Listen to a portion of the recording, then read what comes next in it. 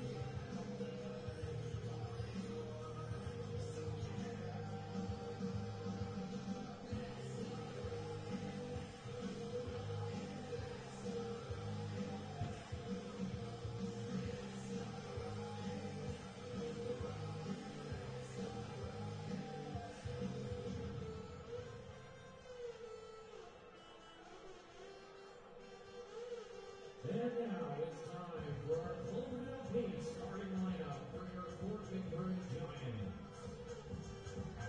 Here on the first spot, third baseman, number 17, Carson Young.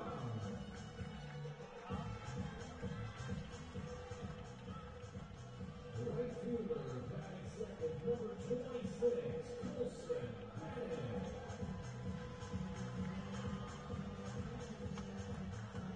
Third, designated hitter, number 24, Brett Patillo. In the fourth spot, second baseman, number 13, Keita Fujino.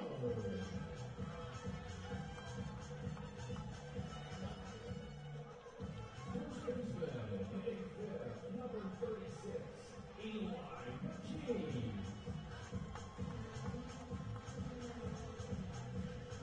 In the sixth spot, center fielder, number 11, Adisa Carrillo.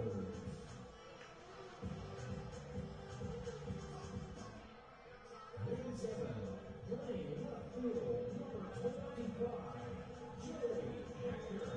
And welcome inside Legacy Dodge Field here in Fort McMurray for this evening's WCBL matchup presented by Striga Law. My name is Graham Moseman.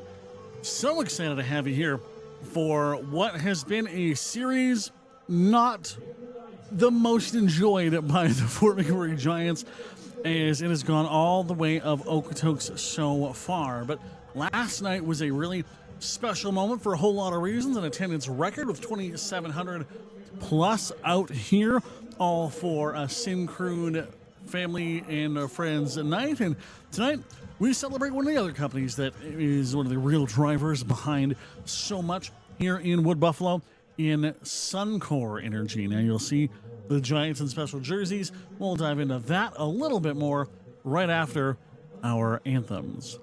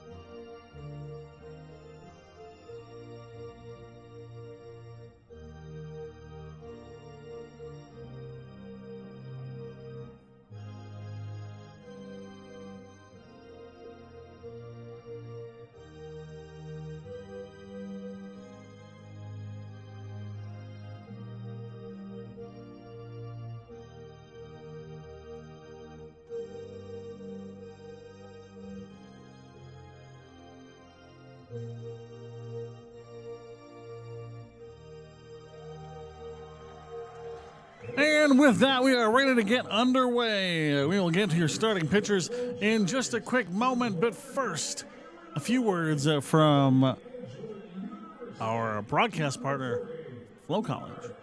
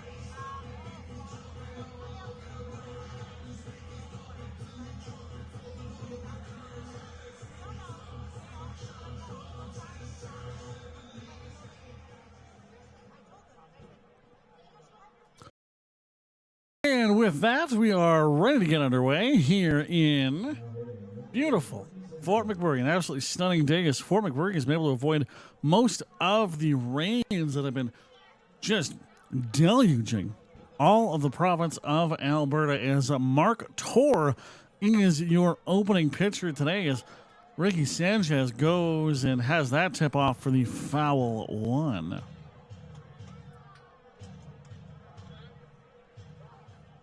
Yesterday was a early-ended game for these Fort McMurray Giants, but a really special day.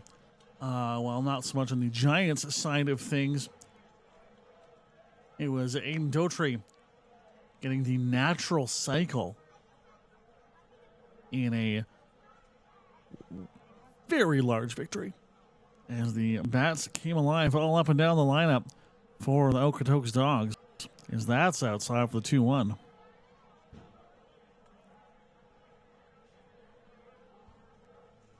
was said when the news came out that Ricky Sanchez was coming back. Cheers could be heard all across Okotoks, from the Big Rock all the way to Big Sky Barbecue. Yes, he's proved to be a fan favorite as Mark Torr has the 3-1 pitch go past as Sanchez is just holding on to patience here.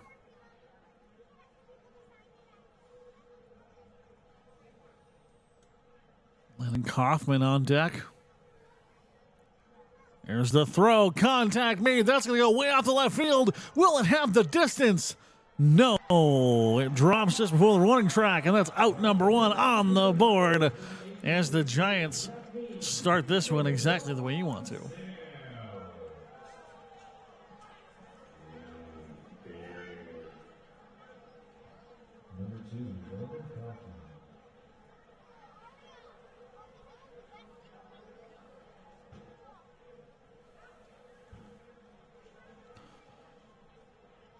And Kaufman checking in now ahead of the highest statistical batter in Cal Gates. Swings at that one. That one's going to go way off to left field.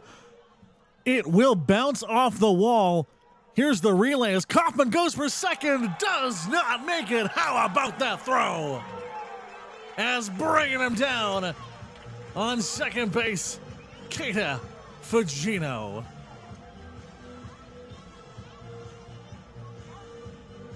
Can't ask for a better start than that, as what should have been a single. Kaufman normally able to get that to number two, but what a rally as the throw from left field by Joey Hecker connects with Fugino, who is able to make the tag. Here's strike one.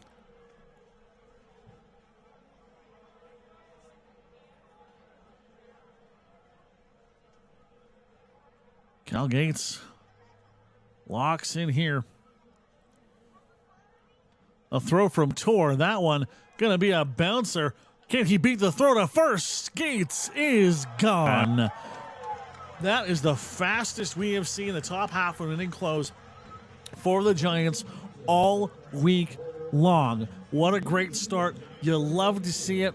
If you were a Giants fan, if you're Okotoks, a little unfamiliar, but you know what? We'll get this game going with Tyson Willis on the bump and leadoff batter in the form of Carson Young. We're going to take a very quick break and be right back. You're watching the WCBL here on FloCollege.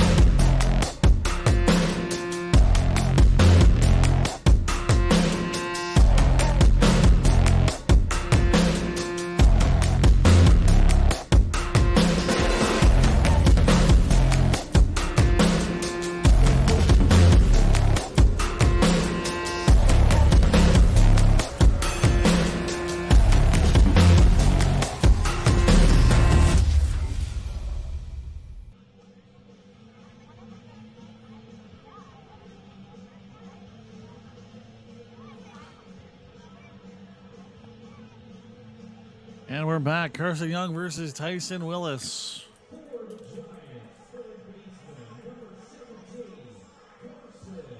Tyson Willis out of George Mason University.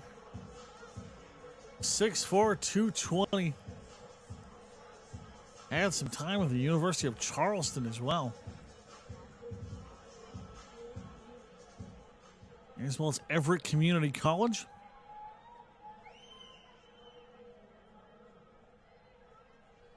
First year with the Dawgs. Here's Willis. Here's the 1-0.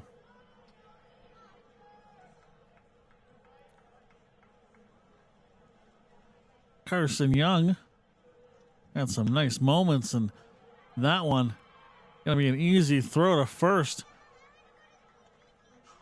And so waiting to receive the throw and able to get their foot on the bag is Nash Crowell.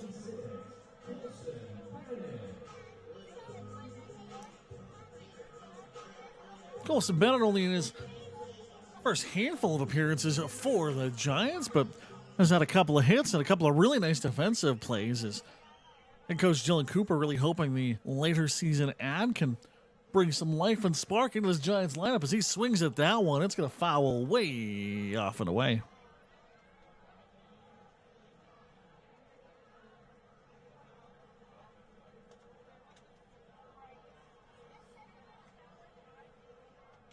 Very excited to welcome so many families from Suncor here today.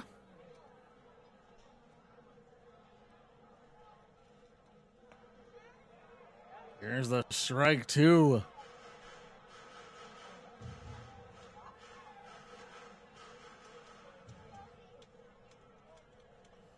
Of course, you can't go many places in town without seeing Suncor or Syncrude Energy, as they've been one of the drivers of the economic engine of Alberta and Wood Buffalo for many, many years now.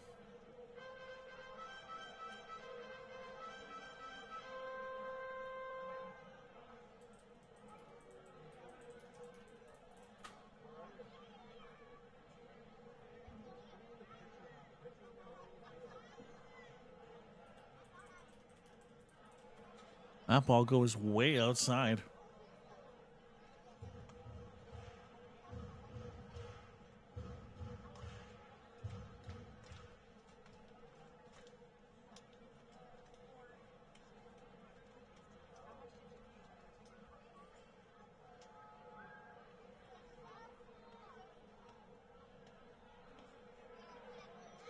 There's the ball 3 as the count goes full. Of course, Suncor, excuse me, just about a 45-minute drive north here of the Fort McMurray town site. There's the walk. And I'll ask you how. Just ask you how many. As Colson Bennett gets out of first. Now you do drive by some of those big machines at the Syncrude plant on your way kind of up to Suncor. If you're ever in town, it's always worth a drive north. If you've never seen the oil sand sites, you can see a good chunk of it from, at least a small, I guess, kind of peak of it really, from Highway 63 before you loop back and head right back into Fort McMurray. Brett Patillo sails that one by for the 1-0.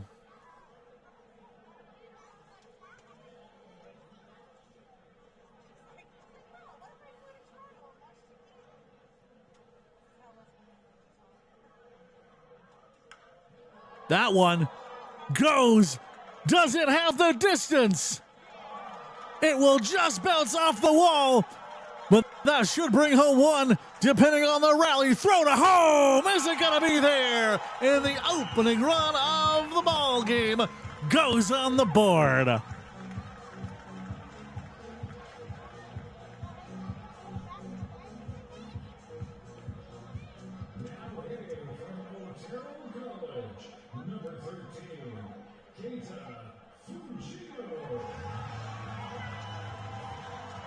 They're going to call it a homer.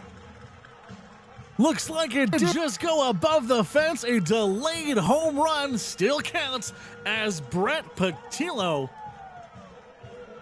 is going to have the home run on his resume as he's walking into the bench as Keita Fujino heads up.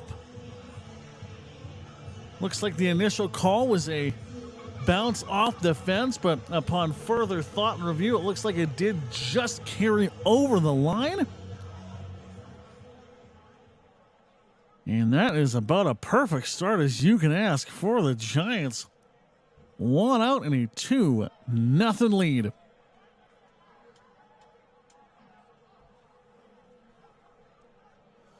course, the Okotoks' very few number of losses this year. 2 of them did come to the Giants. So there is some belief in this team. If you can get the bats going, then you can go against these Dawgs. And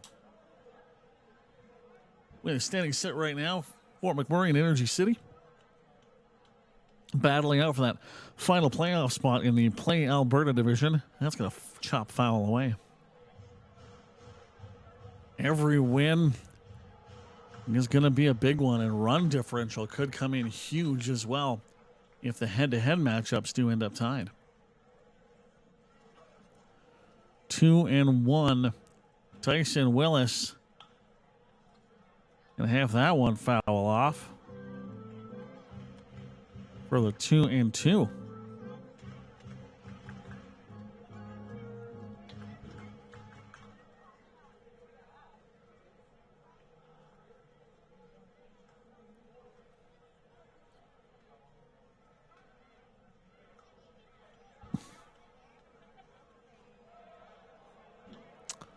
Adds a check swing, 3-2 for Fujino.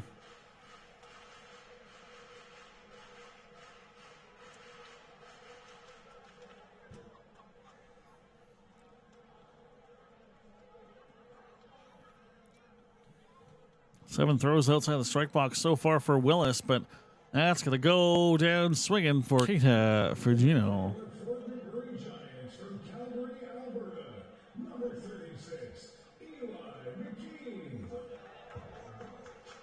Eli McKean normally on the throwing side of things in a relief or a closing role, but found himself with some at-bats. Of course, the Calgary Dino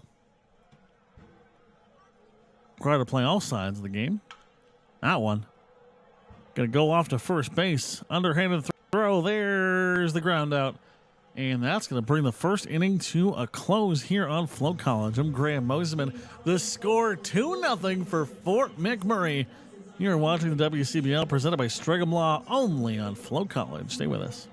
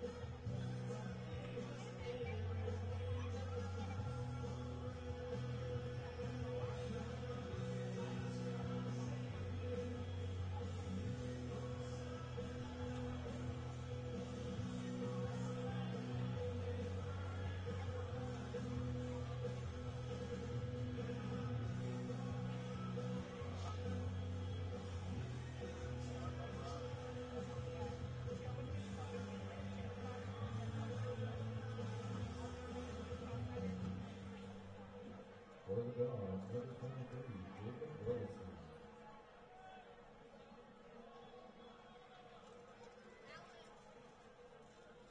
Jacob Rublisky on now.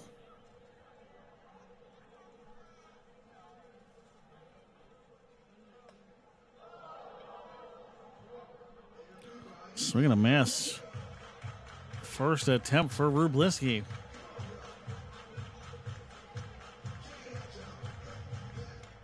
Keefman and Crowell up next.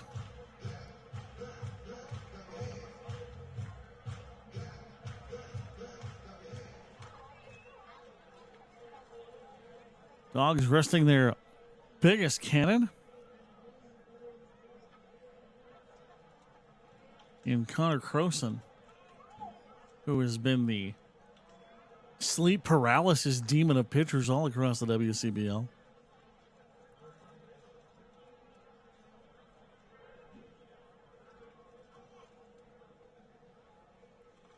There's the throw from Tor. Here's strike two.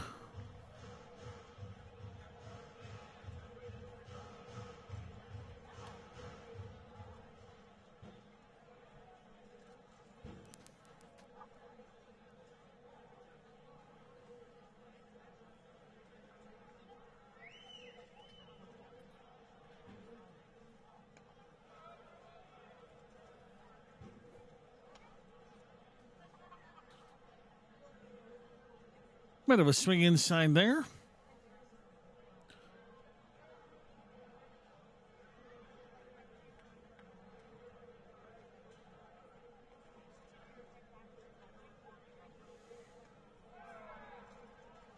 Looks like that one just tickled the outside of the strike zone. Count goes to 2-2 for Jacob Rublisky.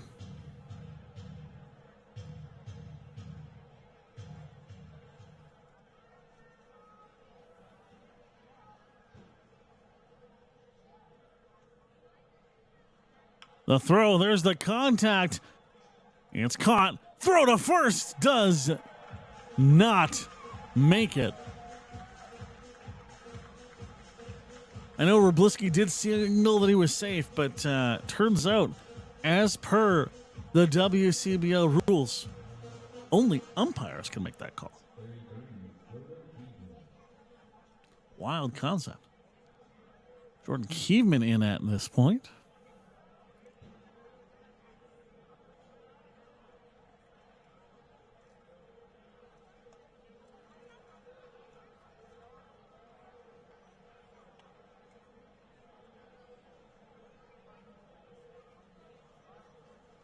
This is an extended homestand that has not quite gone the way of the Giants as of yet. Still looking for their first win of the week.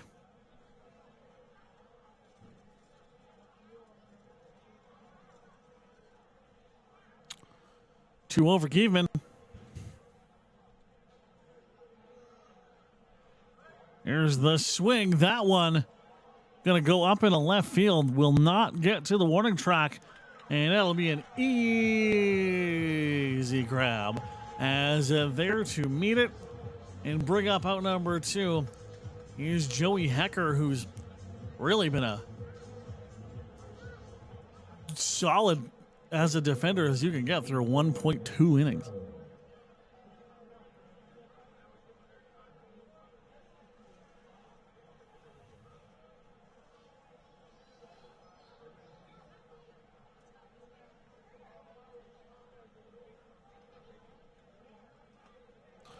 So you're going to miss for Crowell. Is the first baseman. Lets that one get by him. It's interesting when Nash Crowell, in watching him for the last week, if he has that first strike go onto his ledger, he's really happy to just sit back and wait for the throws to come his way.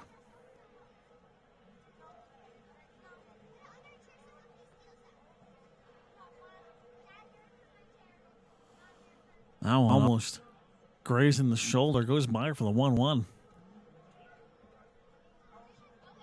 80 miles an hour, but outside the zone, 2-1.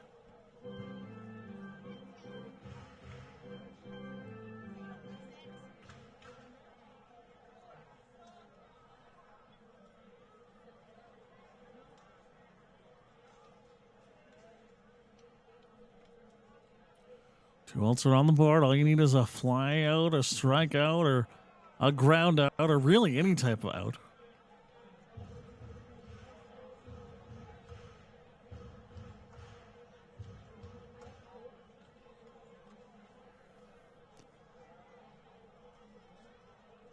All three.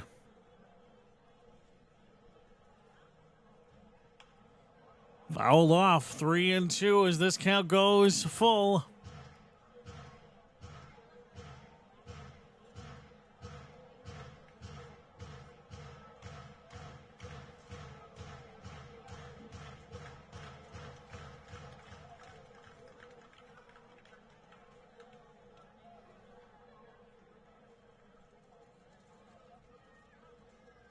That throw way outside. Easiest walk you're going to see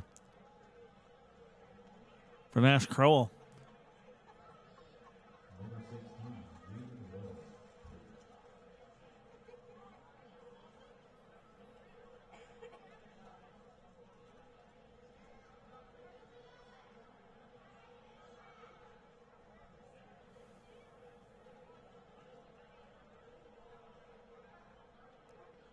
Aiden Lusk with a 339 on the year.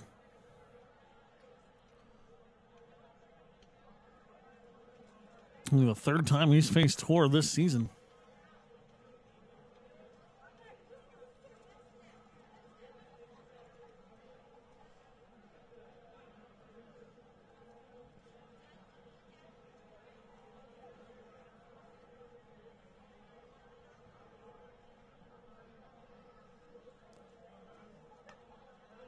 That one's outside. 2-0 the count for Jaden Lusk.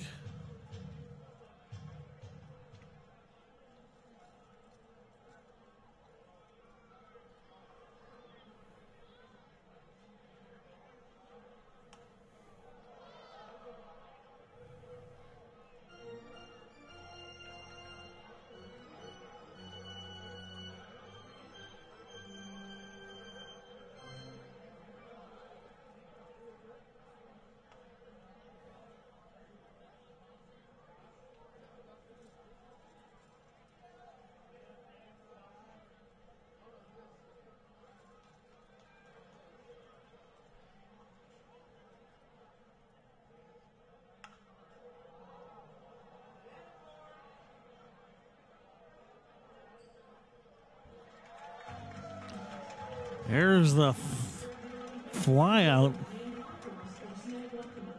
And that's going to do it for the top of the second. We'll take a quick break and be back. You are watching the WCBL only on FloCollege. For over a century, we've been more than just lawyers. We're your neighbors, your friends, and your strongest advocates. With 15 locations across the prairies, we're everywhere you are. Stringham, your local lawyers.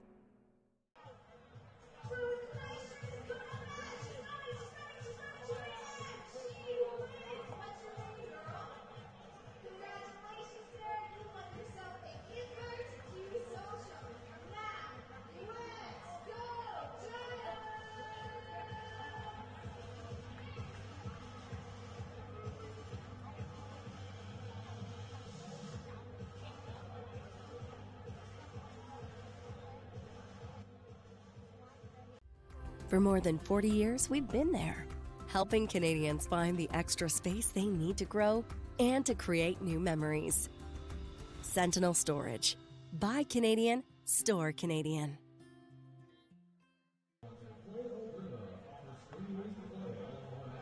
Casino, sports, and lottery. Go Giants! Now pitching for the Okotoks Dawgs, number 29, Ty Johnson.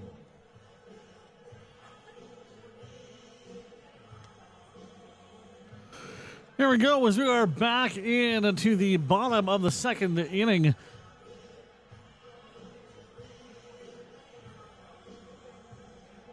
And we are already going to have a pitching change for Okotoks. And that is Ty Johnson locking things in now. Tyson Willis, not sure if he aggravated some old injury or perhaps just if the coaches didn't see it.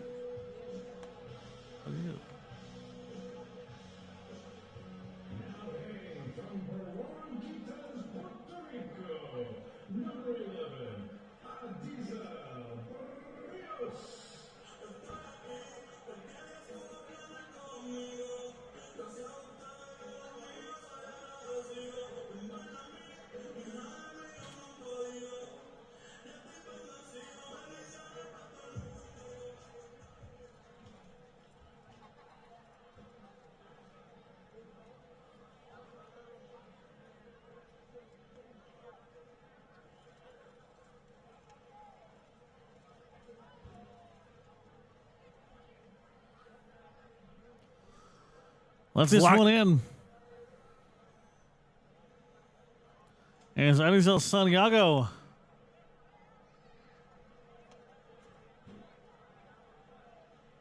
lets the first pair go by him, and he's out in front 2-0.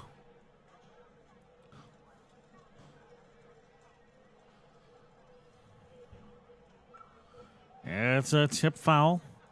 Gotta wonder if potentially the Dawgs are just trying to recycle through as many arms as possible to get some really good rest time on the bus and on the way to their next set of games.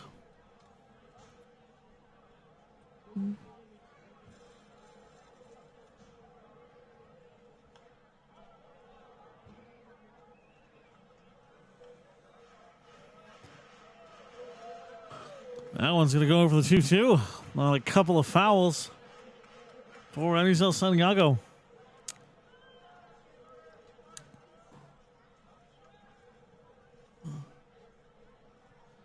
Wind up, throw, that one right inside for the ball three. Could have very easily been a hit by a pitch if Santiago using a little bit more slippery footed.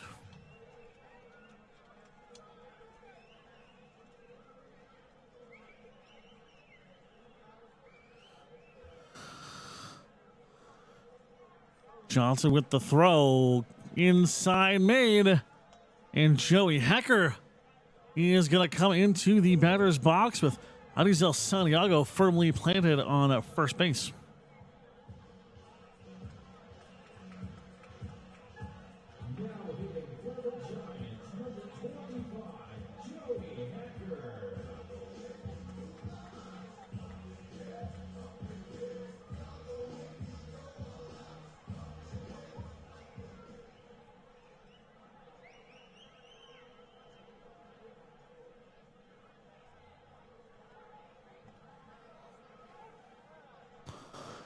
Here's the strike one.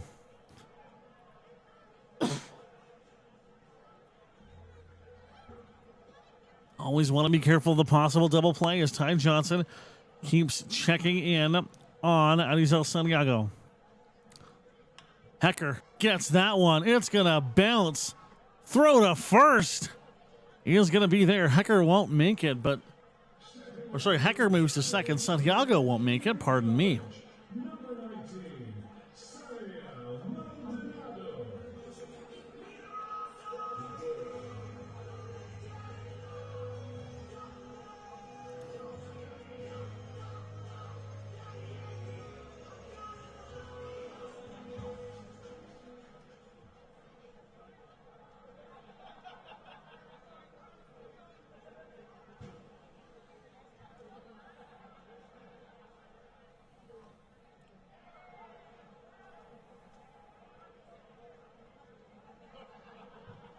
Somewhat fairly, I would guard a bit of a shock face on that strike, excuse me.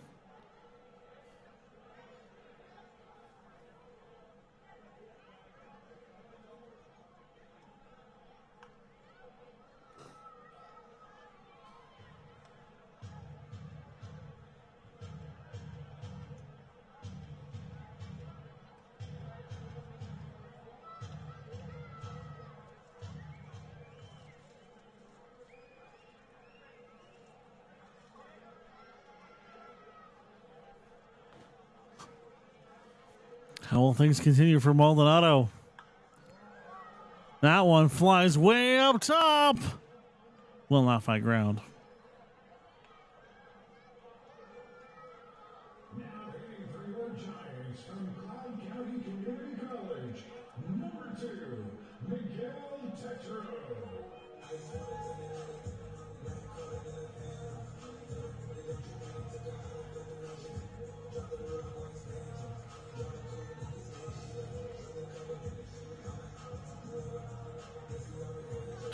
Santiago on second. Miguel Tetro locking things in here.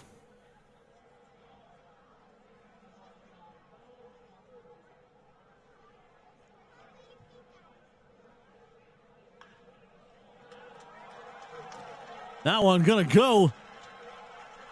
Throw to second, not gonna be there because it's way over the head. And eventually rounded home on the single. It's Adizel Santiago. 3-0 the lead for the Giants. Should have been a single, but the throw to home got a little bit confused. And the Dawgs had to make a quick decision on where to send that ball. And it heads all the way to home, but cannot beat out the fleet-footed man from Puerto Rico, Adizel Santiago.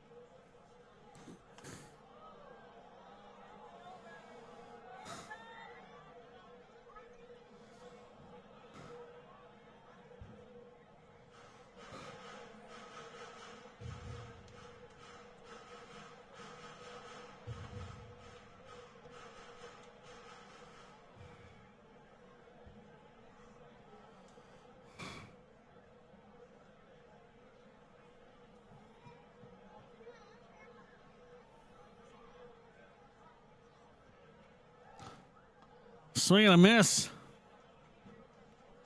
That's going to do it for inning number 2. A run comes on, a single runner left on base, and all in all, with no scoring going the way of Okotoks, that's about as perfect an inning as you can ask for.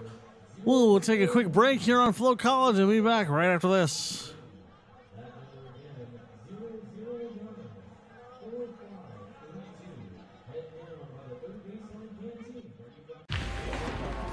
Yo, that's the one. You going? Yes. Can I join you guys? All right, let's go.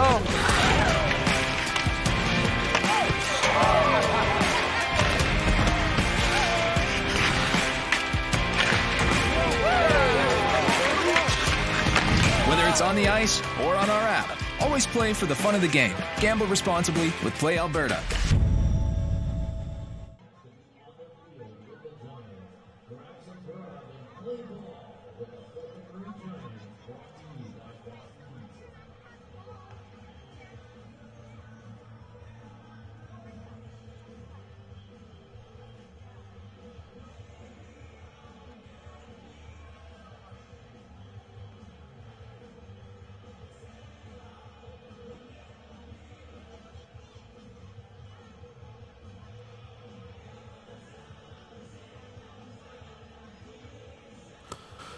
And welcome back. As Jack Lucier and Mark Tor are going to go nose to nose.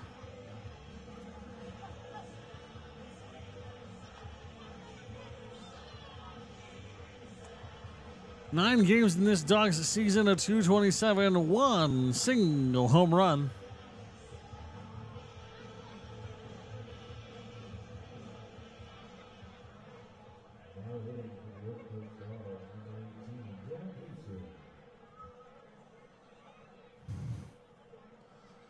Looks like we're ready for Jack Lucier.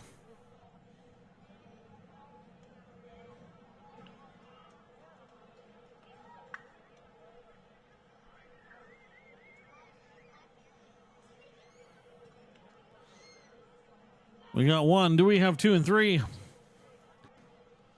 Here's the throw.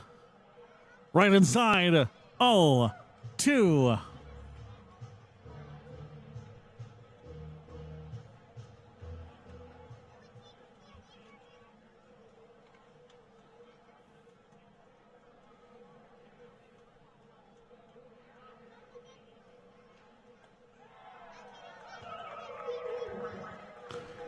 Down he goes, a swing and a miss, bringing Everett Stasher to the mound.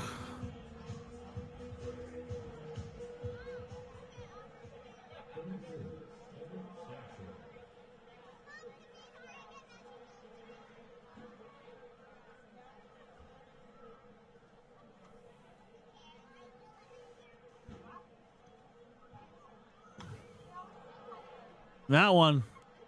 Gonna single up the middle for Emmett Stasher.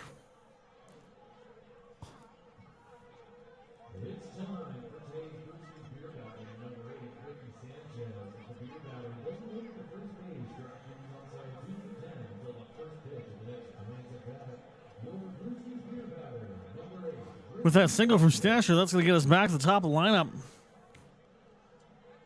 with Hayden Sanchez.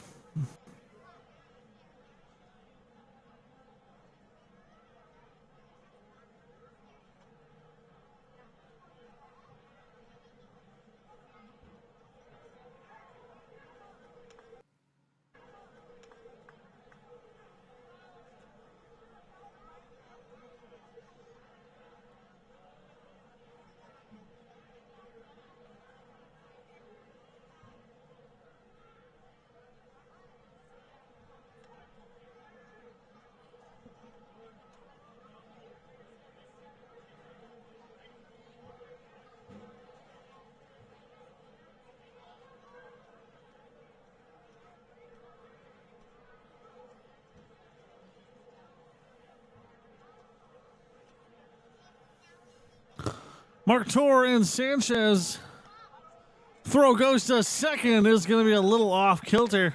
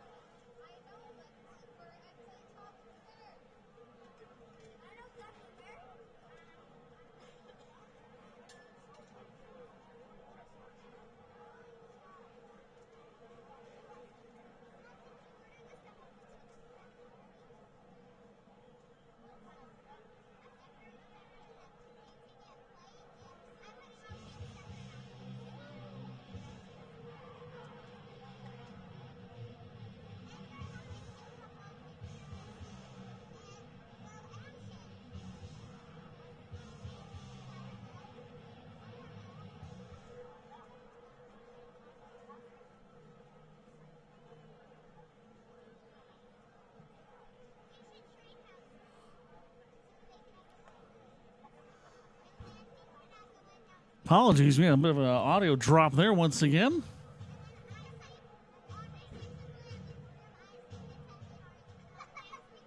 It's the 1 and 2.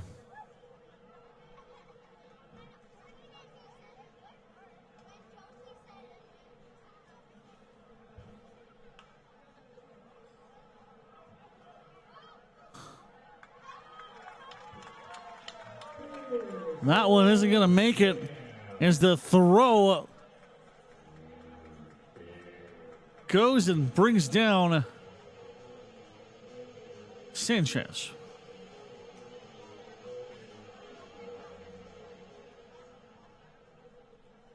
For the Dawgs, number 2, Landon Kaufman.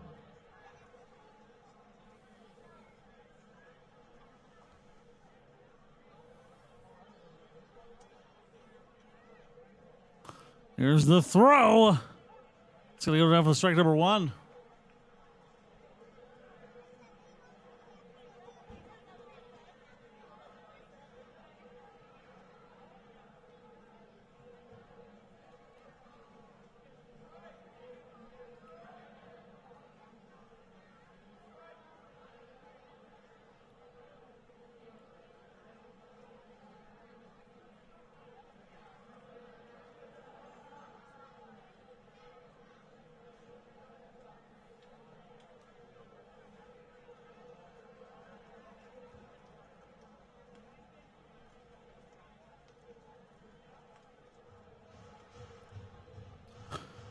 Stepping in and stepping out. It's Mark Torr. Call is the 2 and 1.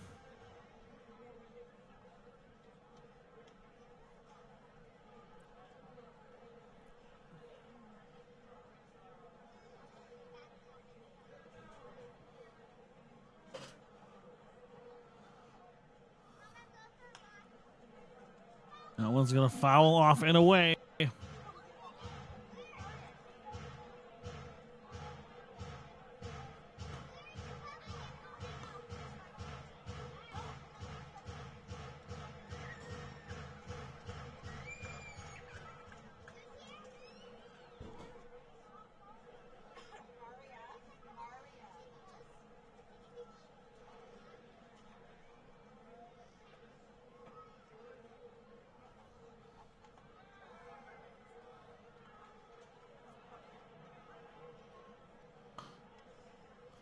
Cal Gates is back now. 2 outs on the board.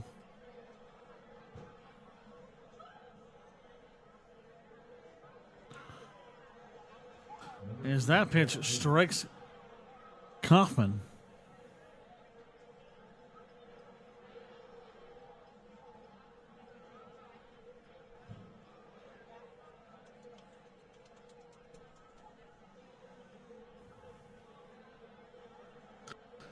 First throw from Torr.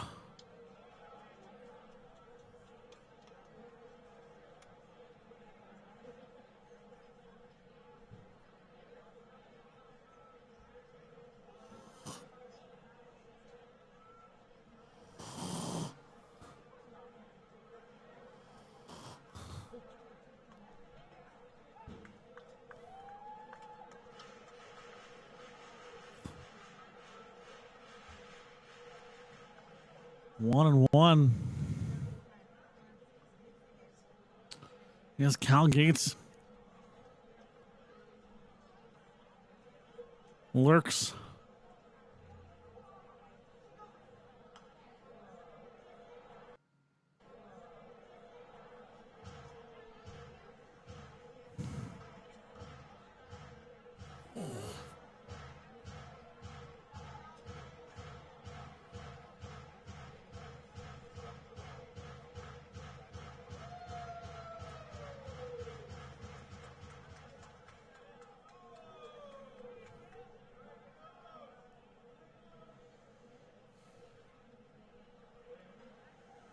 Waiting for the throw. There it is. Contact. That's going to drop right into center field. That should bring a runner home. Yes, it does. Emmett Stacer gets there. Kaufman all the way to third. So runners will advance on a double play. Not a double play. Excuse me. On an RBI center field single.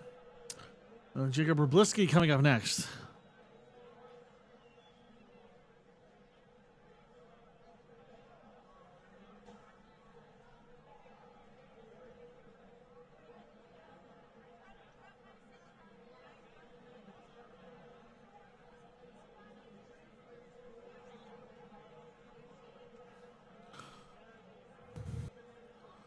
Two runners in scoring position with Rublisky.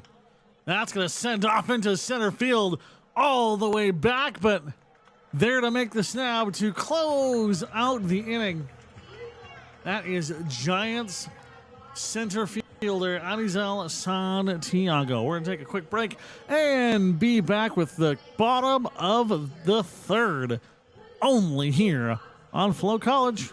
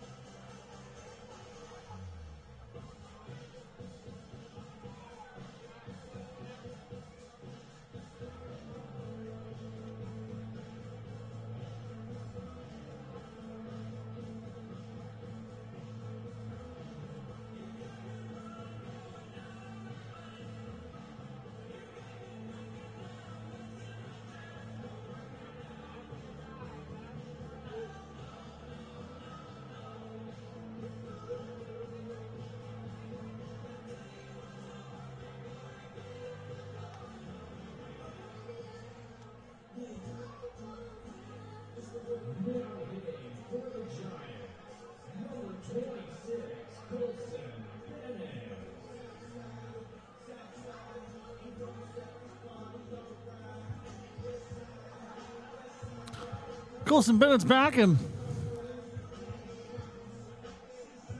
he's had a nice run of gameplay here. Certainly would like to convert a few more of these hits to runs.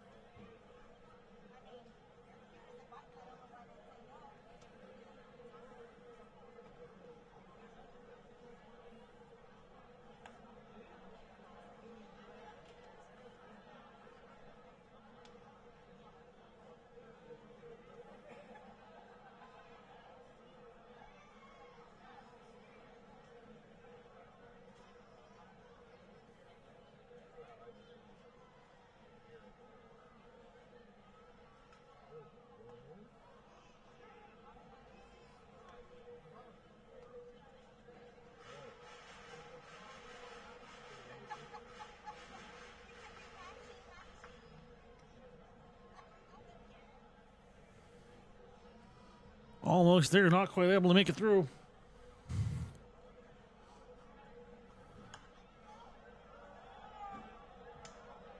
As Brett Patillo's going to foul that one away.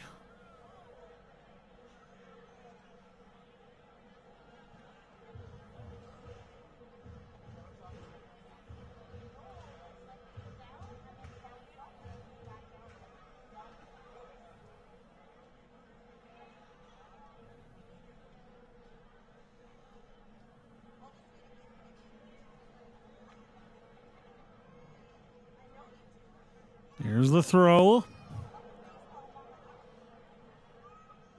Weird go.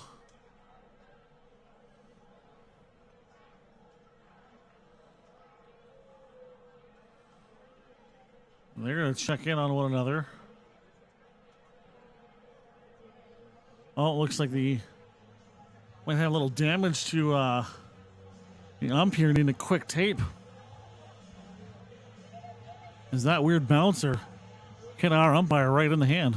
Well, he's getting looked out. We will take a quick break here on FloCollege.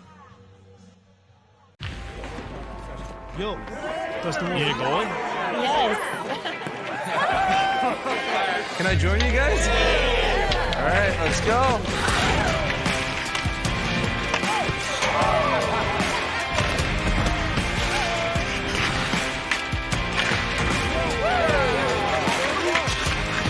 Whether it's on the ice or on our app, always play for the fun of the game. Gamble responsibly with Play Alberta.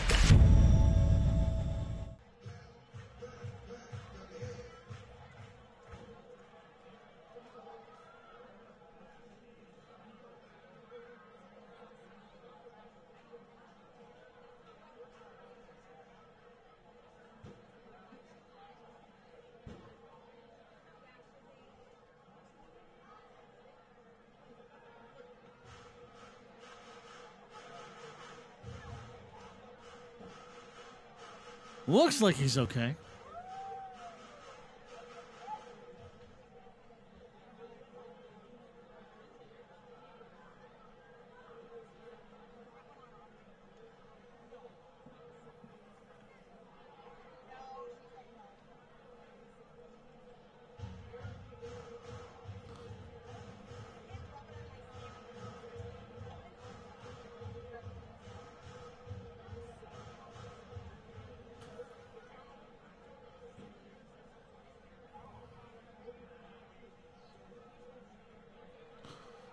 Count is going to go full for the 3-2.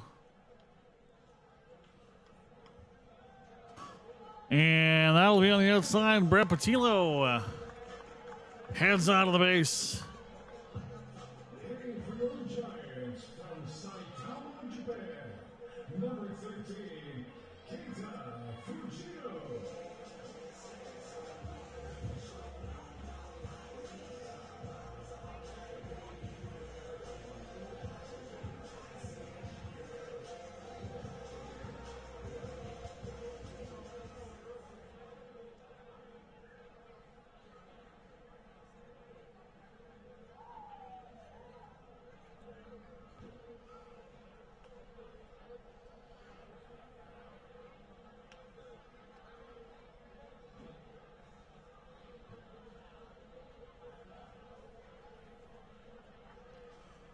Locking in his Fujito.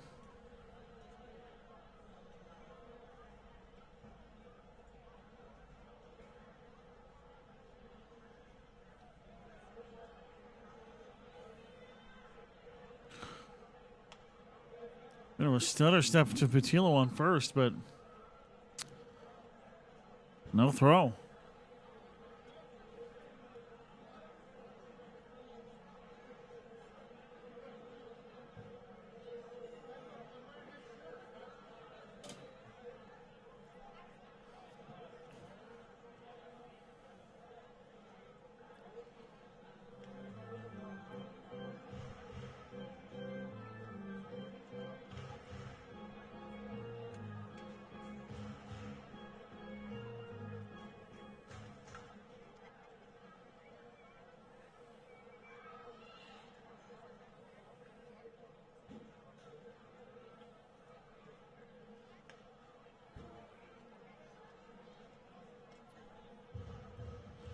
All kinds of patience here from Keita Fujino.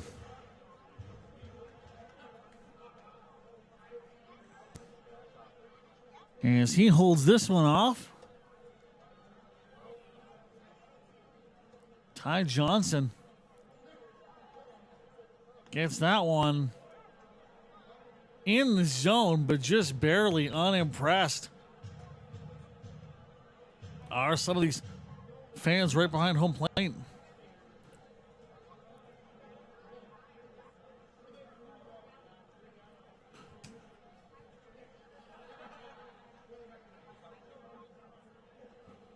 Here's the throw. That one goes up top and on to first base goes to Fujino. Repatillo will make his way up to second base. So just the single out on the board from Colson Bennett.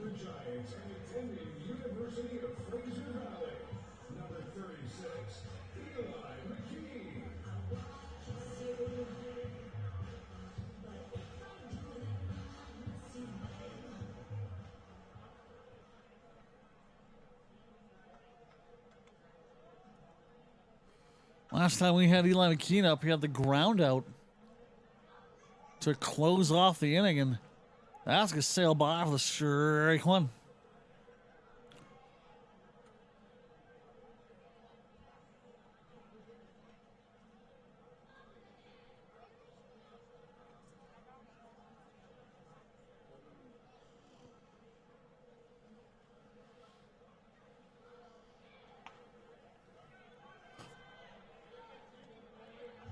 That one goes past. 2 on with Fujina and Patillo. And Eli McKean locking in here as Ty Johnson gets ready for pitch number 3. That one cranked by McKean. Does it have the distance? Yes! 3-run home run for Eli McKean. 6-1 Giants. Let's take a look at that one more time.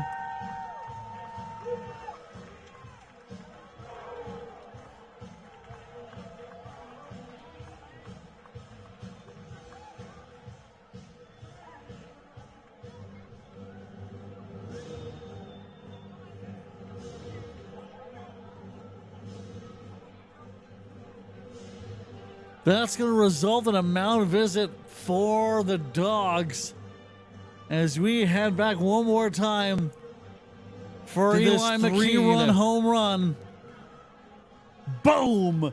There it goes, way off into right field as the kids on the hill are going to go roll to find that one.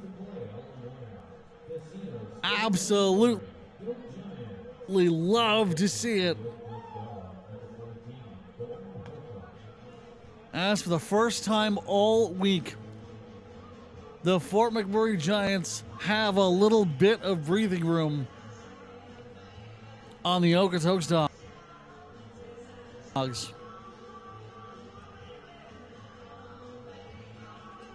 There is going to be a pitching change here for Okotoks. We will take a break and be right back. You're watching the WCBL presented by Strigham Law, only on FloCollege.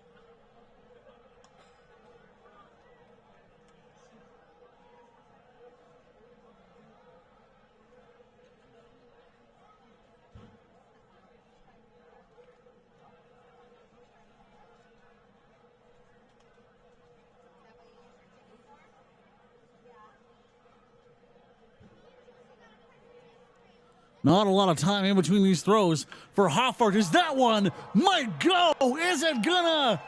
Yes! Back-to-back home runs for the Fort McMurray Giants. It is a 7-1 ball game. As on his fourth throw of the game, Dalton Hoffart is taken to the fences.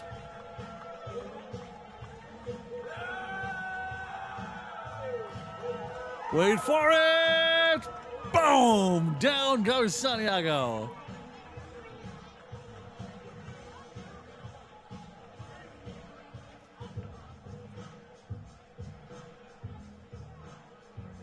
Our replay was just a little bit behind that one.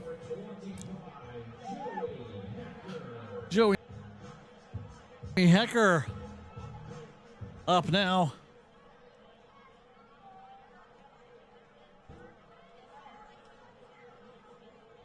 This has been the absolute best inning of the week for the Giants, much to the joy of this Suncor Energy crowd as that goes past for the 1-0.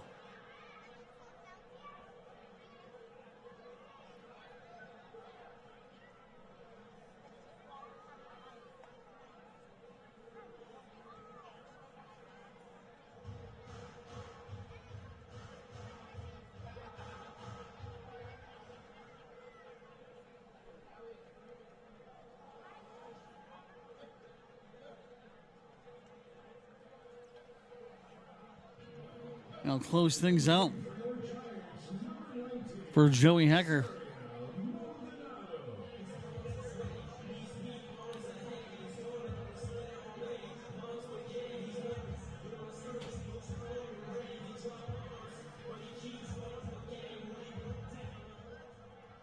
Bottom of the third, a 7-1 ball game.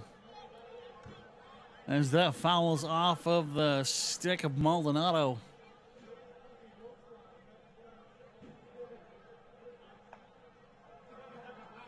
Strike.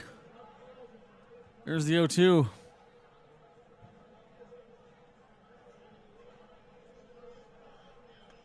Swing and a miss.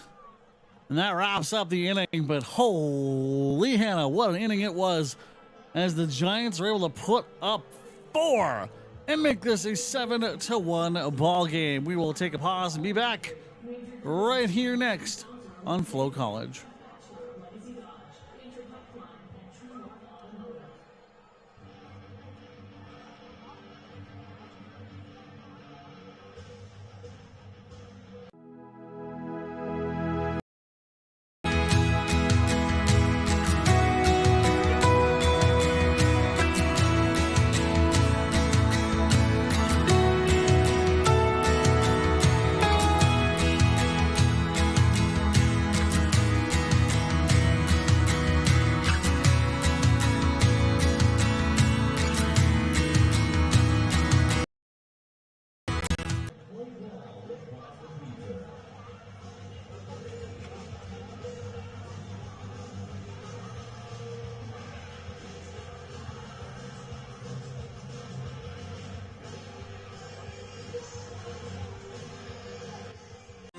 Have you ever wondered if there's one thing that connects people from across our province? Something that connects the coffee shop to the spray park, or the brewery to the rodeo, the campground to the sports field. It's pretty amazing when you think about how it's all connected, because it truly is. And it's all we think about, so you don't have to.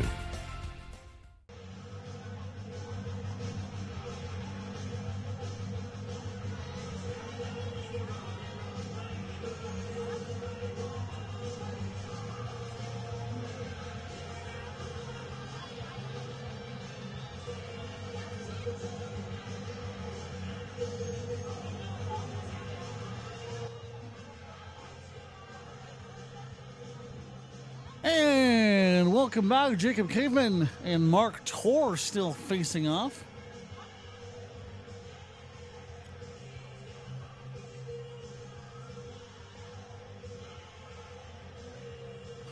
Mark Torr, 44 pitches through 3 innings, 1 walk and 1 strikeout.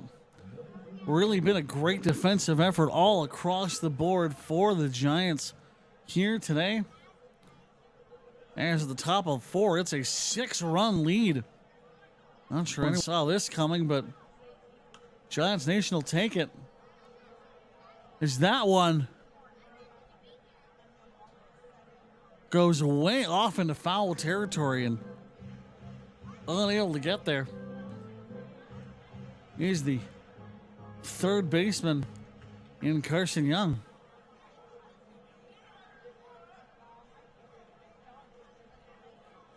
Oh, and 1.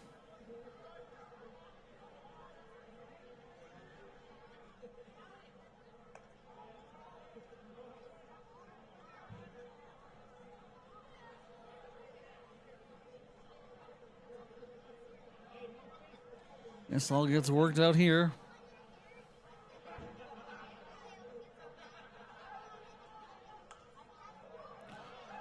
That foul going to go way up.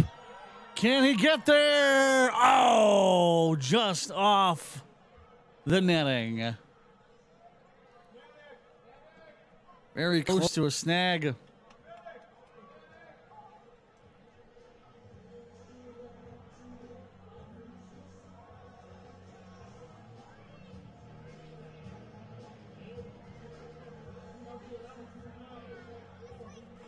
One and 2 for Keeveman.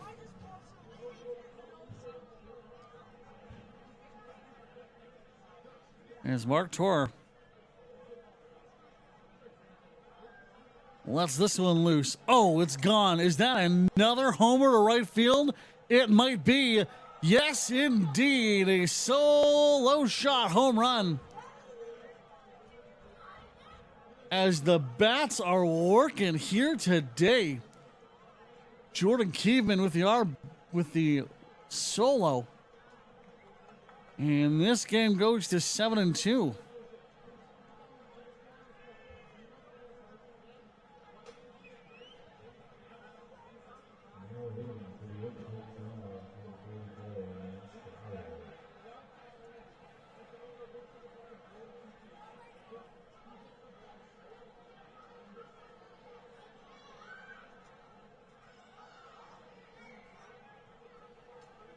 Well, Nash Crowell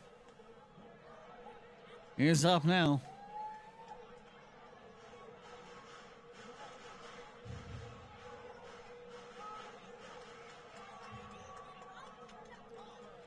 Ricky Sanchez, the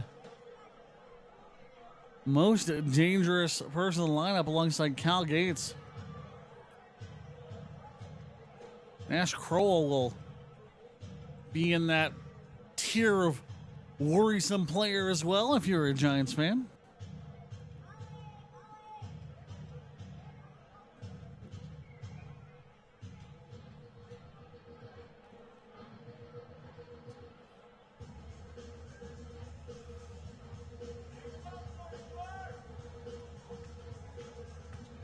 Giants donning the Suncor blue jerseys for today. Syncrude red were the ones yesterday.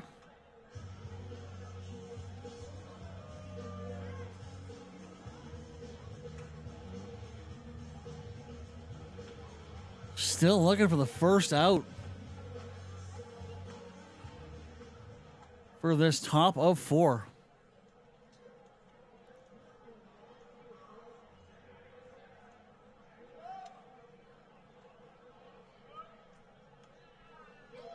That one's going to foul away.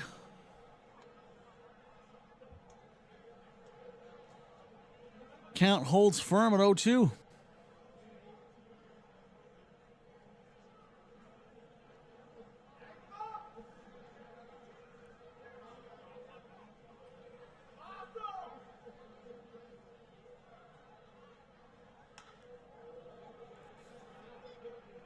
That's going to go to right field, not going to have the distance. Crowell just runs off to the dugout, bringing up Jaden Lusk, who's 0 for 1 today.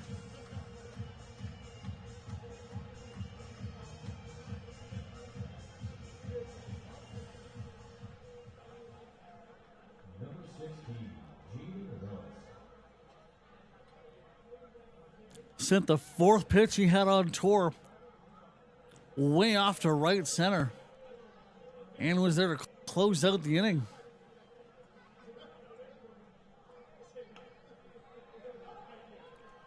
That ball goes inside for the 0-1.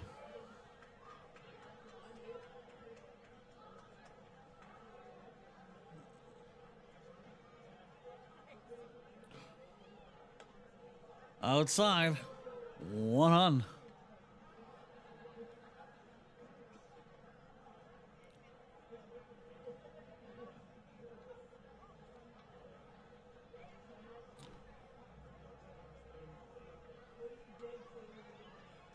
That one going to hit Luskin. Off to first base he goes.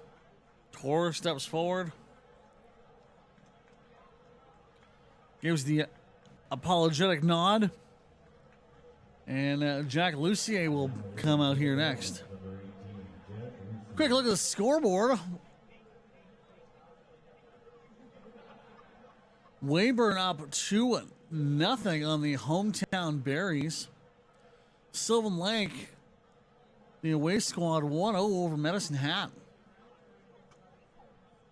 Energy City with the win. 6-4 over Brooks at the Energy City Metro Ballpark. Not cleared for fans yet, but good to have some games being streamed there at the very least.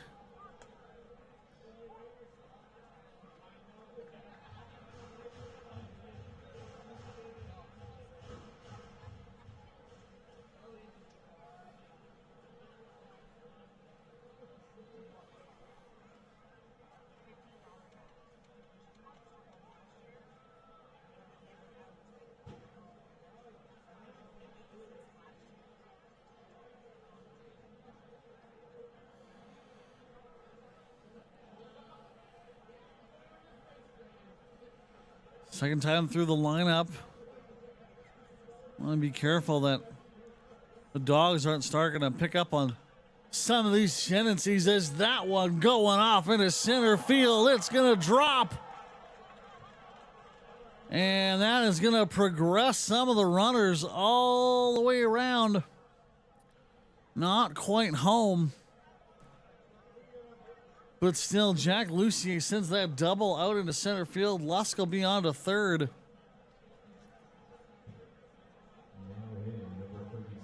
With Emmett Snatcher up next.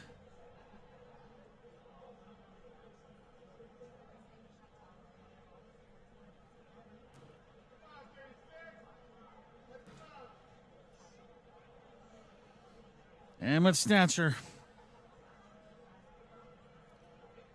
locks in here. Waiting for the pitch from Mark Torr, who's at 58 for the day so far. There's the throw. There's the contact. That's going to bring one runner home. Throw isn't quite going to get to base. Lusk doesn't make it home. A single run up on the board. It's a 3-7 ball game.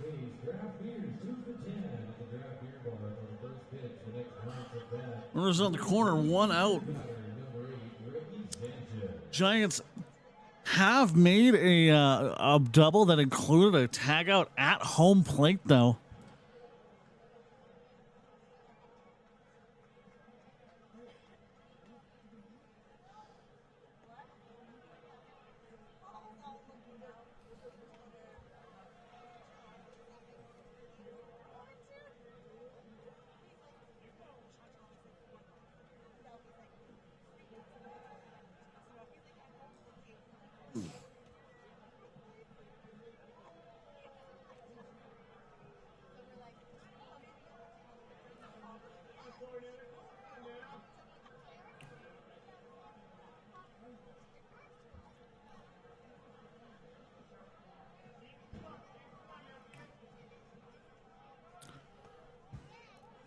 That throw goes to second, but goes way out. Jack Lucier gonna bolt into home.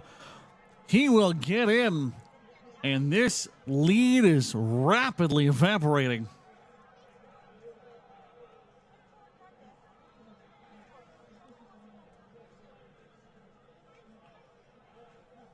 Goes in for the 2-0. However, throw to second on the steal doesn't make it off into the outfield. And Lucier is able to make his way home. And Thatcher gets to third.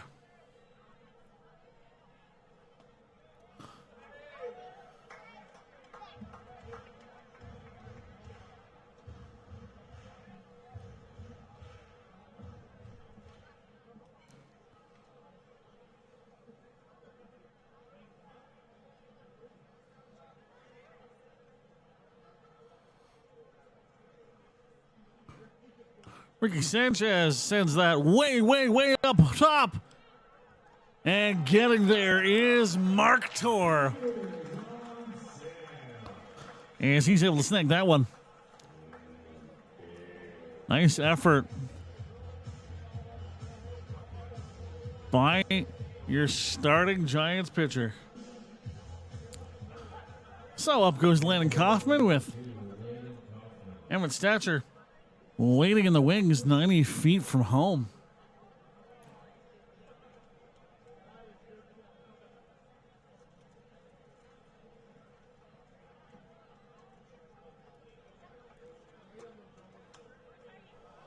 He fouled off away.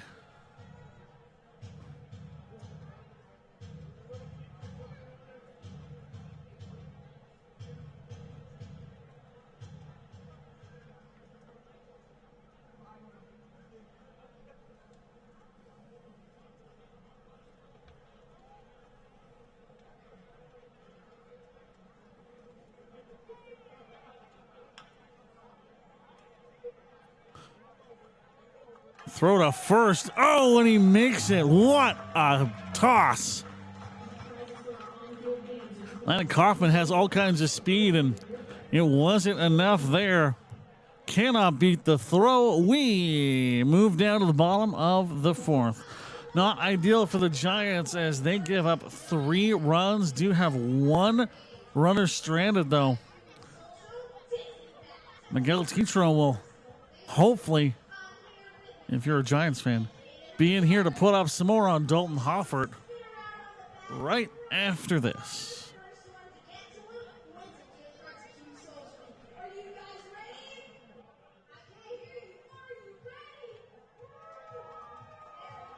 For over a century, we've been more than just lawyers. We're your neighbors, your friends, and your strongest advocates. With 15 locations across the prairies, we're everywhere you are. Stringham, your local lawyers.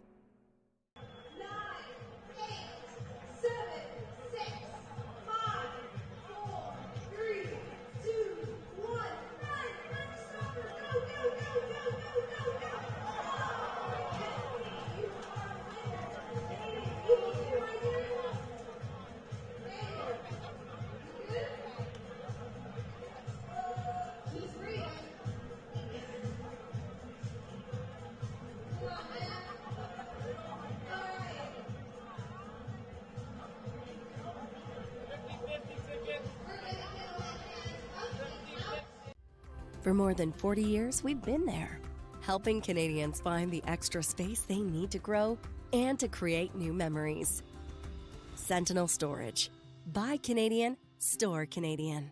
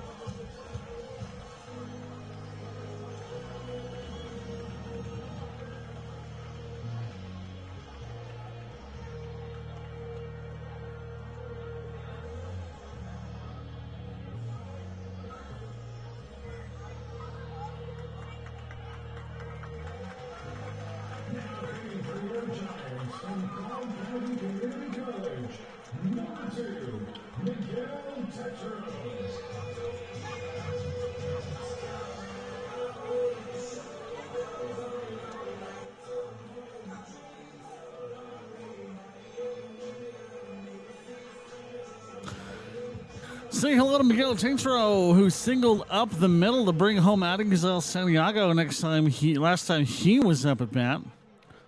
Last time we saw Hoffert let up a homer for Santiago.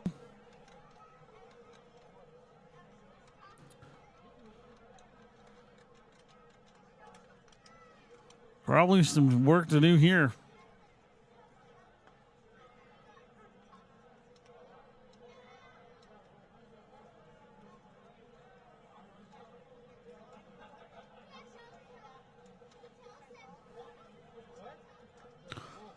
That one's going to be a chop foul.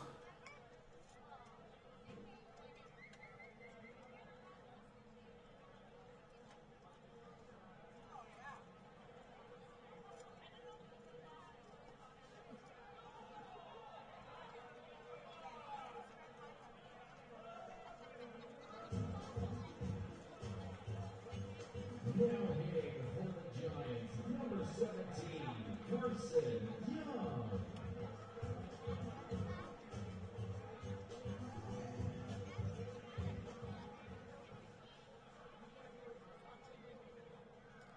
So nothing from Tetro, but we do get Carson Young, who swings at that one.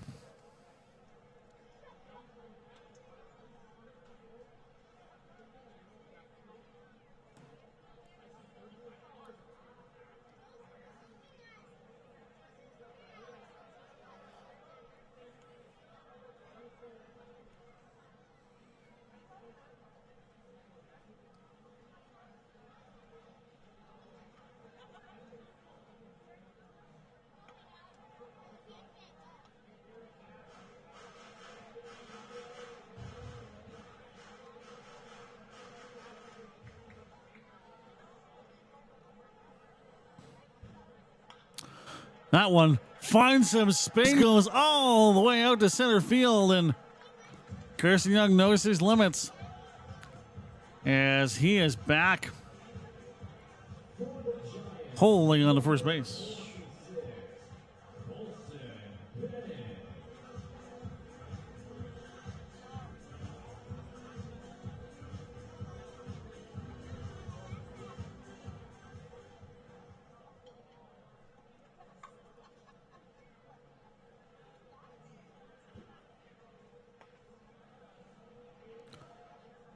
Attempting a throw to first base isn't quite going to be there.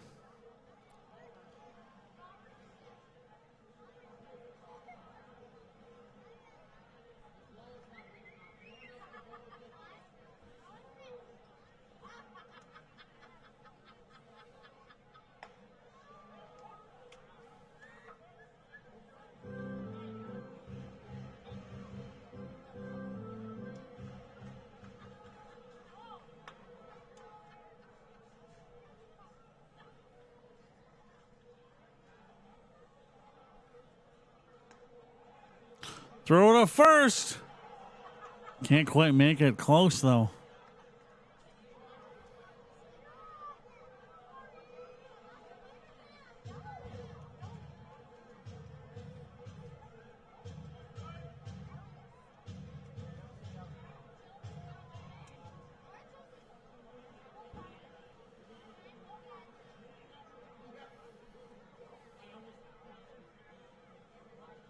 Carson Young been creeping ever forward.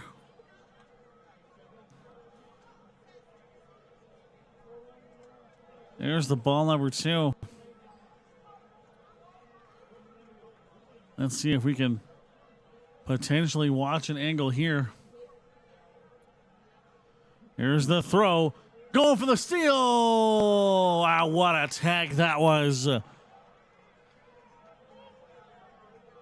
Great effort there, courtesy of Emmett Stature.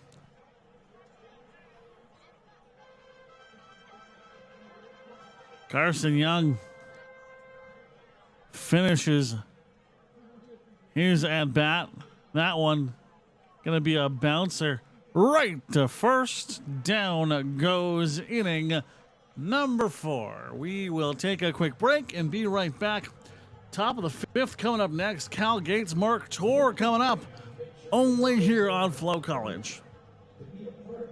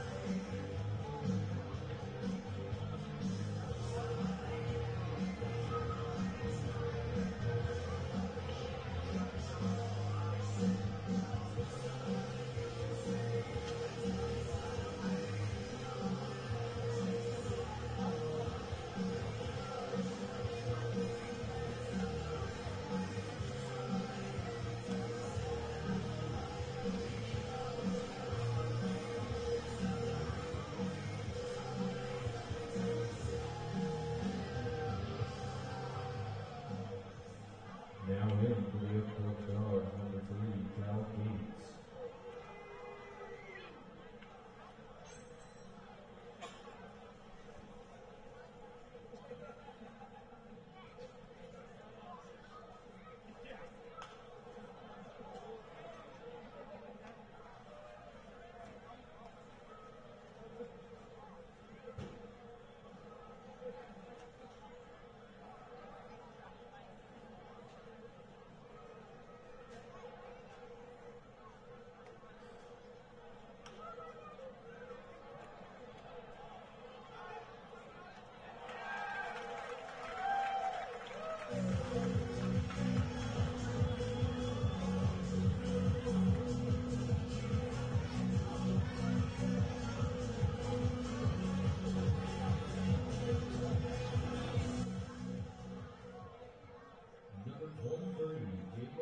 Sorry for the little audio drop there as Cal Gates flies out. Not often you see that happen.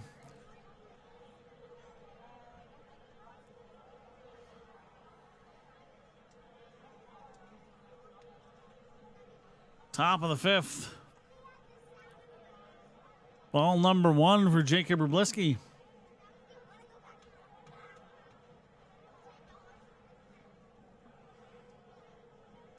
Already a longer at bat than last time as Rubleski took a swing at the first one he saw. Flew out to end the inning. That one's going to be fouled off and away for the 1-1. 7-4 the score.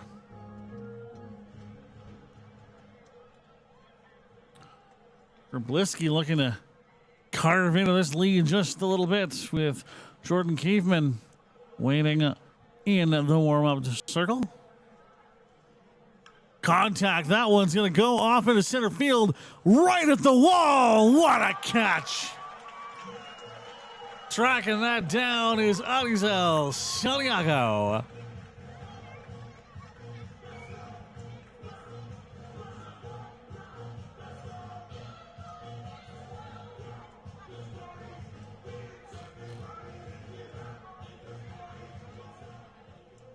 Now in, number 33, Jordan Keegan.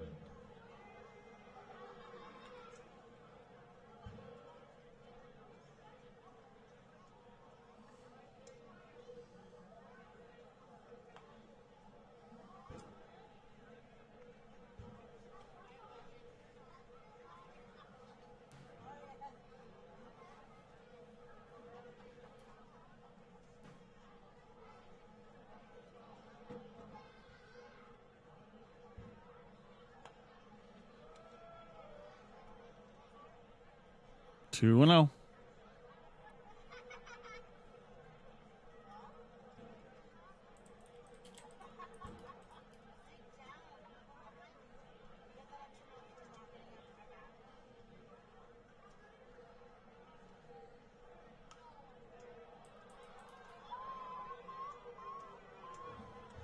There's a foul for Keeman.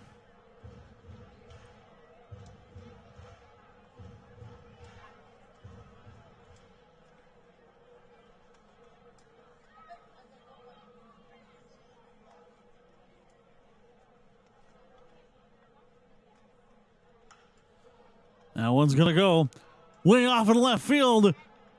It falls into the warning track area. Easy grab for the left fielder, and this inning comes to a close as the Giants are able to, or the top of the inning comes to a close. The Giants are able to blank off the Dawgs. Brett Patillo coming up next.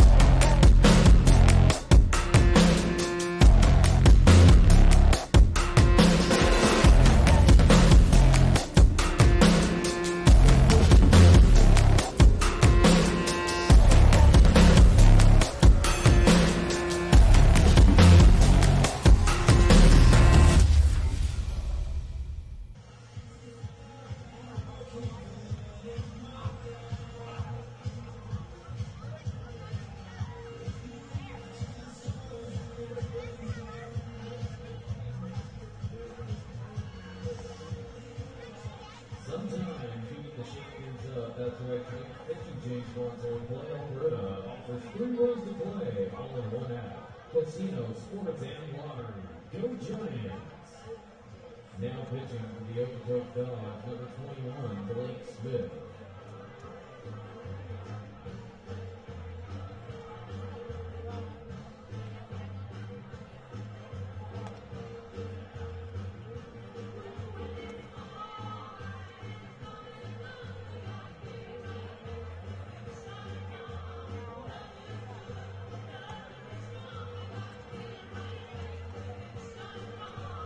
Stepping up for your Giants is the FloCollege Junior College, number 24, Portillo.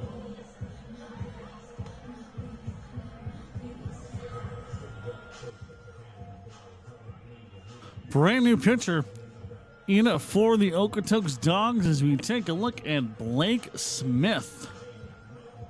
Making his first appearance, only a single inning of work so far this season. In that time,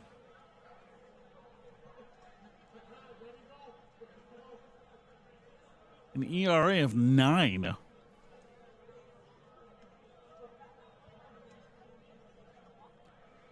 Got an opportunity here for Brett Portillo to maybe make some work.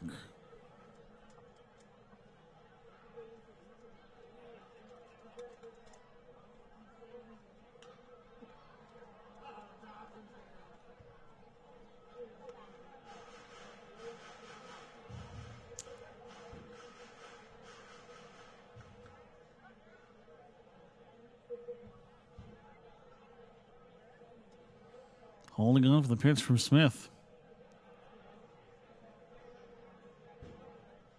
Blake Smith loses it. That's in for the ball, too.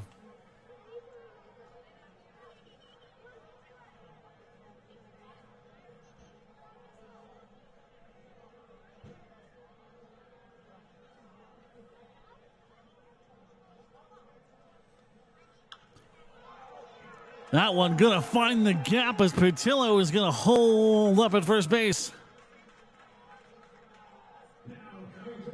As Kata Fujino starts his at-bat.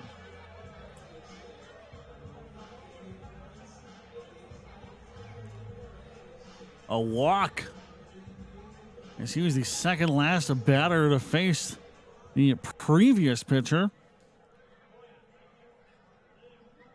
And a free trip to first base for Kata Fujino. Eli McKean on deck. Homered last time out, and that, of course, spelt the end of the night for Hofford.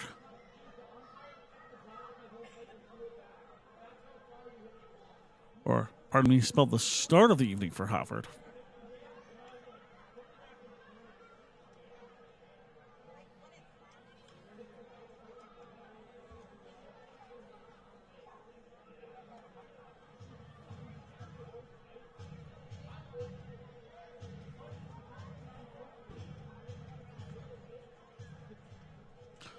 Just got some incredible news as we have set another attendance record this season. 3,267. That's our season tie. That's going to be a foul for Kata Fujino. What a big thank you has to go out to Suncor Energy for bringing all the family and employees out for an incredible evening as the Giants' attendance tonight. 3,267 fans. How about that? Another foul.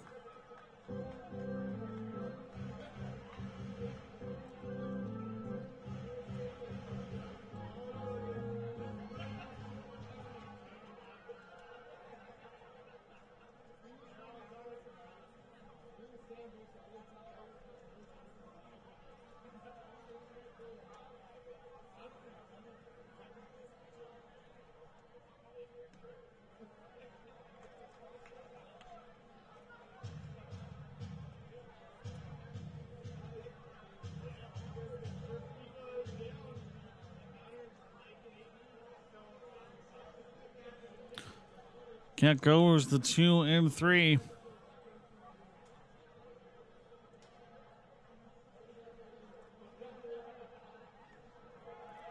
3-2, pardon me. That pitch will goes outside, and Brett Patillo going to make his way up to second base.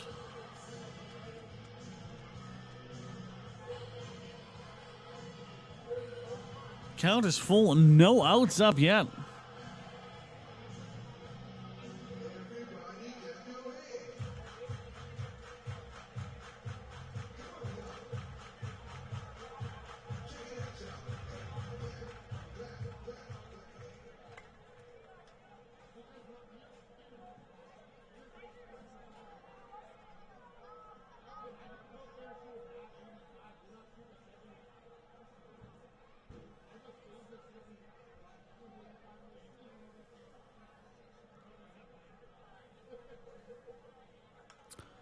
That one's going to foul off. 7 pitches deep.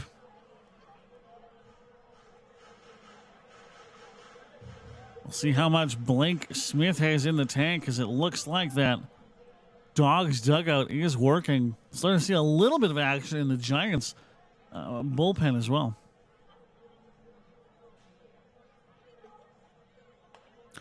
Swing and a miss.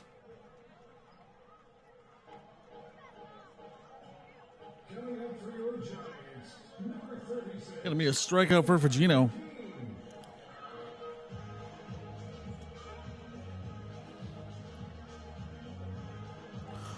Eli McKean 3 for 2 on the day. A ground out to end the inning.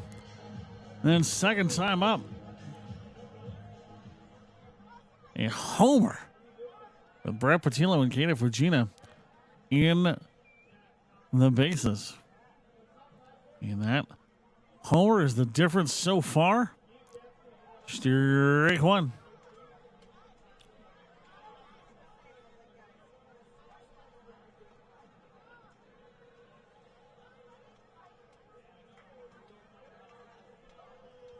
Only the one out, so you could see Patillo go for a run here. We'll wait and see with Arizal Santiago in the warm-up. The throw, the contact, that bouncer going to go to first base. McKean will not make it. However, Brett Patillo now 90 feet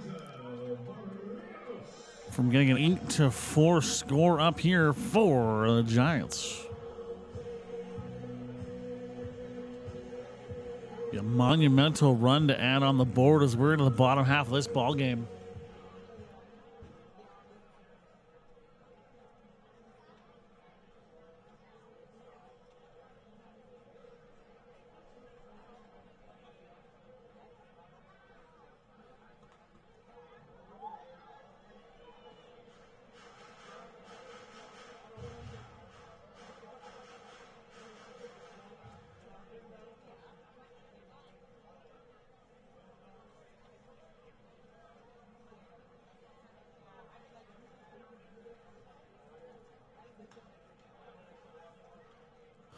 Back-to-back fouls to open up the at-bat for Arizal Santiago.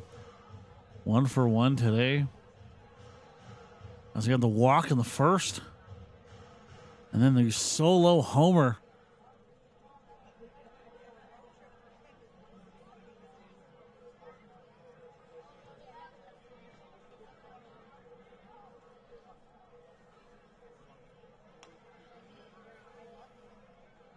Here's the ball, number 1. 2 outs on the board as we had a ground out from McKean and a swinging strikeout from Kato Fujina.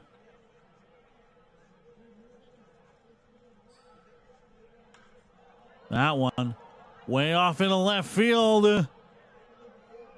Will not have the distance, though. It's snagged out the track, and we are going to close out inning number 5 and be back with Nash Crowell for the Okotoks Dawgs here on FloCollege.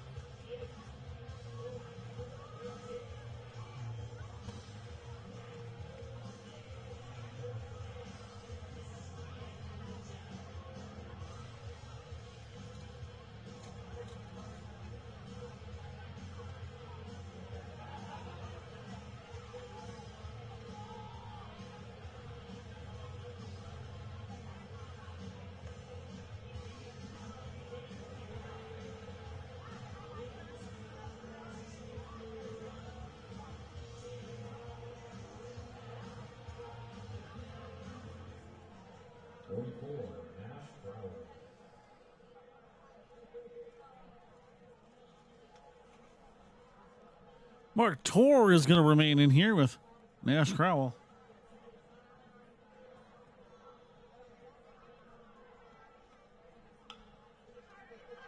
It's a foul off for the 0-1.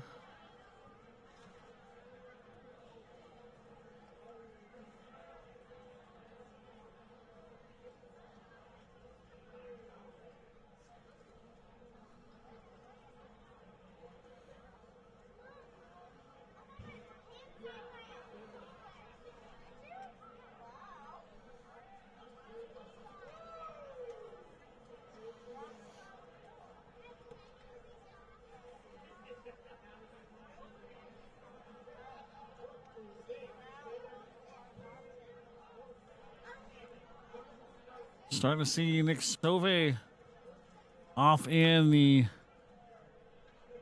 bullpen for the Giants.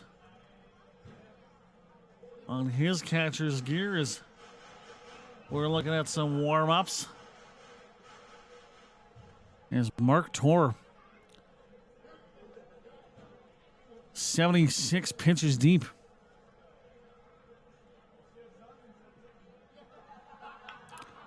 Contact goes. That falls off into left field. The throw to cut off the runner at second is going to be there, but in the opening bat of the top of the sixth, Crowell gets on the base with Jaden Lusk now up.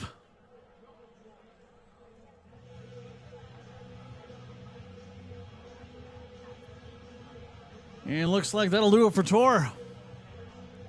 Can't complain about that kind of performance as Mark Torr put on 78 pitches, and Pelham Staton is going to be in to warm up.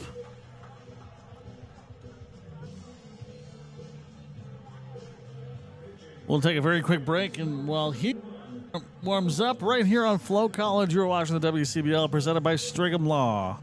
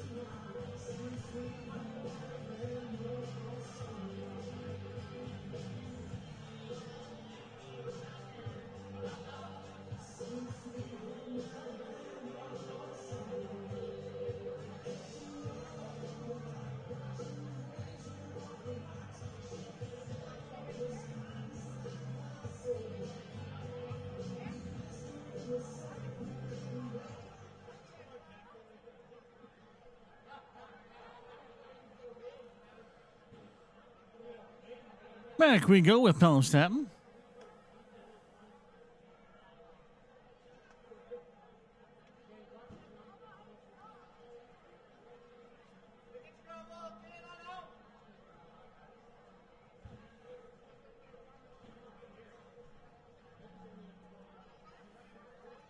No outs on the board. Is Nash Crowell, the opening batter, onto his base. Looks like the Dawgs are trying to get back into that stealing habit that they found a couple nights ago.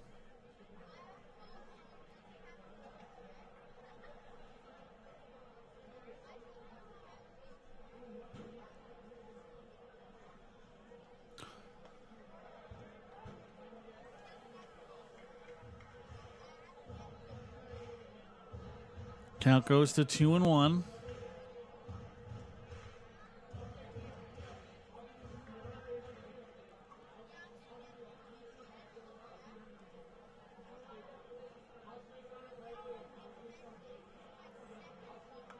Foul off.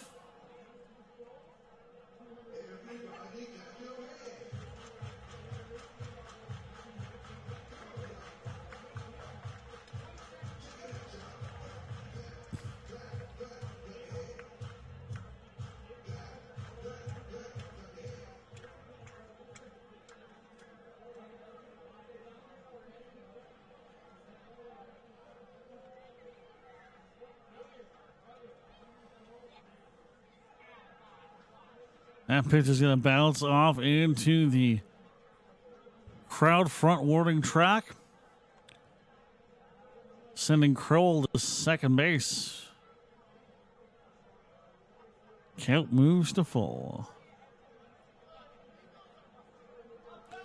No outs, Jack Lucier in the circle.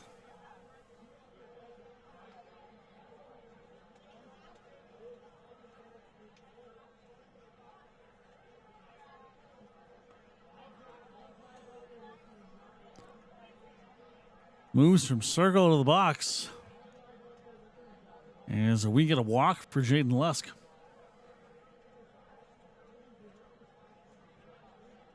Now in the outfield from number 18, Jack Lucier.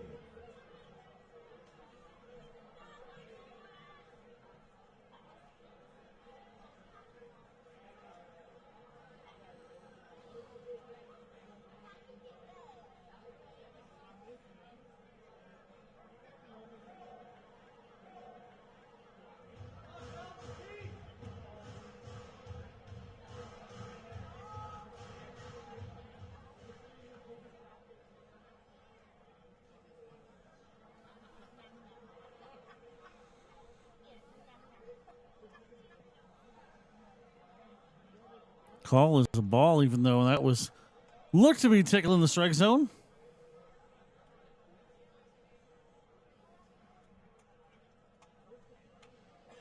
Runners on 1 and 2, still looking for out number 1.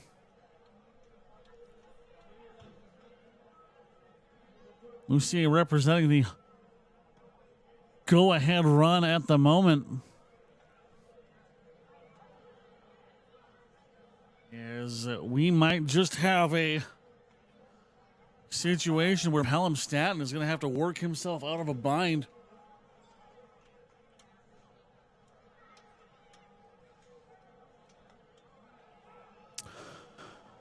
No one goes in and out of the glove of Maldonado. These bases are stacked.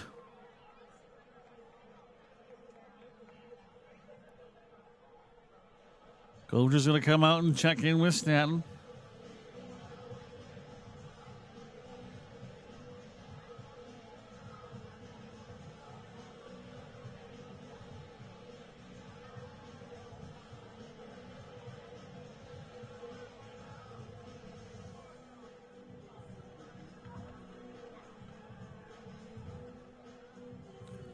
Coach Cooper's going to head back, and Staton will stay on the bump. Really dangerous part of the game now is the next batters, Ricky Sanchez, Landon Kaufman, and Cal Gates. Bases loaded, 0 outs on the board. Okotoks primed to jump back into the lead here. There's the strike one.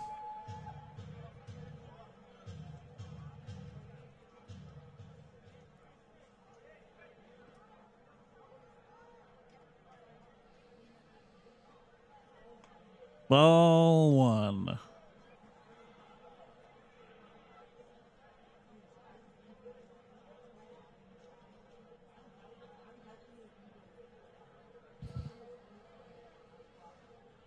Waiting for the throw. Here it comes. Foul off.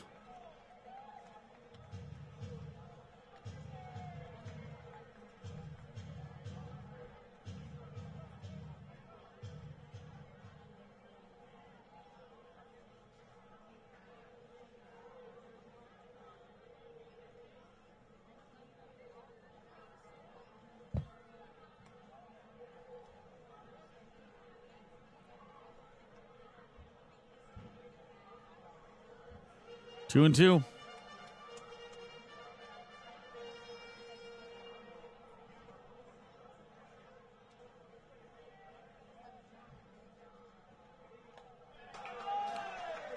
Got him. How do you get yourself out of a bind? You get your first strikeout of the inning.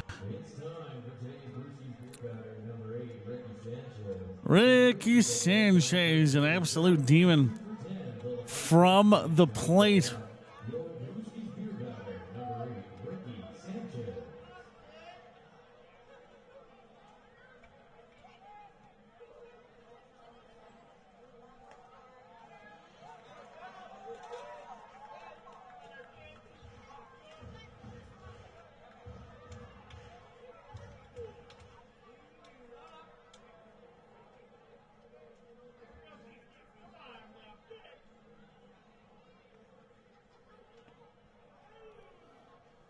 There's the 1-1.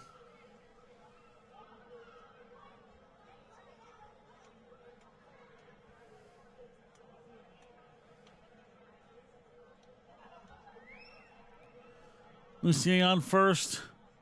Crowell and Lusk on second and third, and that one going way out. Can the runners get there? No, they cannot. That's going to bring home one. Definitely can bring home two. That is a double for Ricky Sanchez.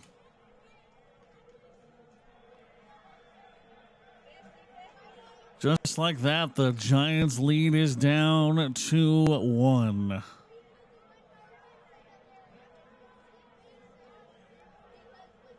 Looks like that'll do it for Pelham Staton. Signed Sam Pyland a little while ago, heading out to the bullpen, and that's exactly who it seems to be, because coming back right now.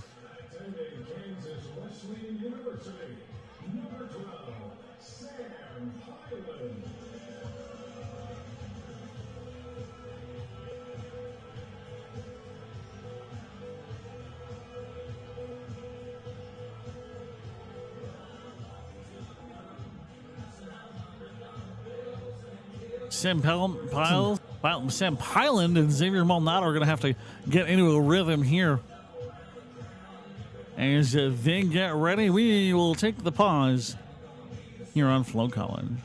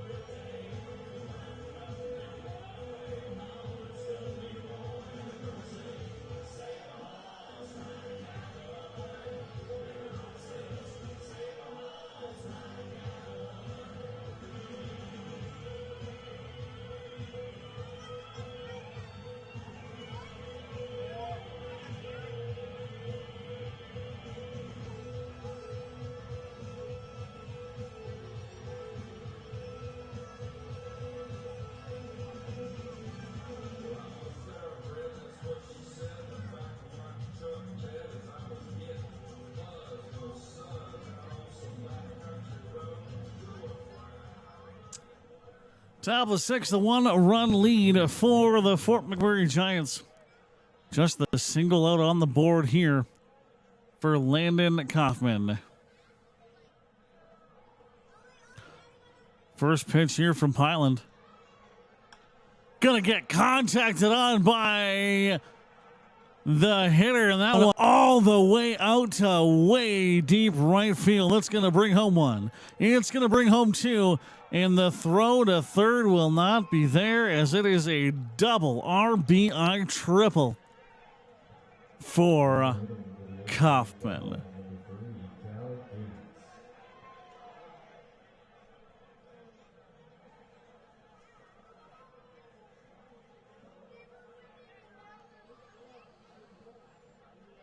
Cal Gates.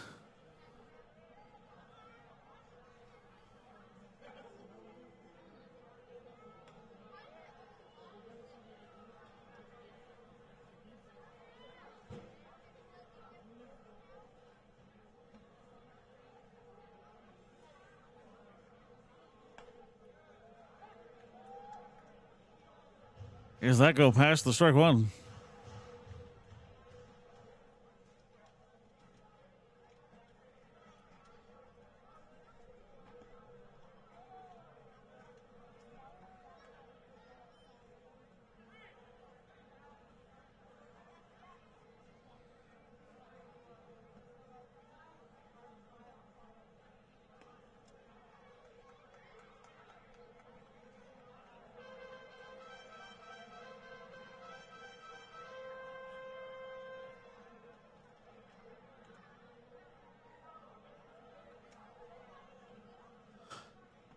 There's the throw. There's the swing.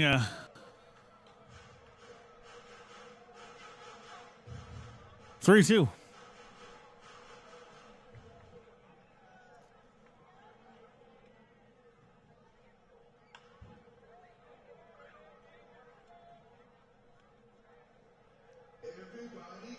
Cal Gates very much trying to go yard here. Landon Kaufman just 90 feet from home. Would be a back-breaking result as that one fouls off.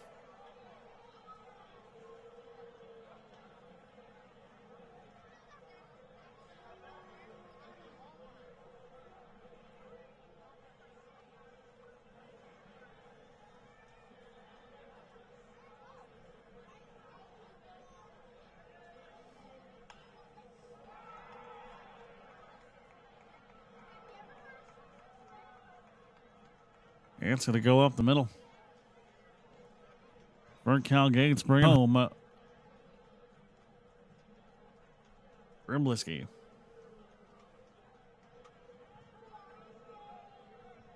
Now in number 23, Jacob Rolski.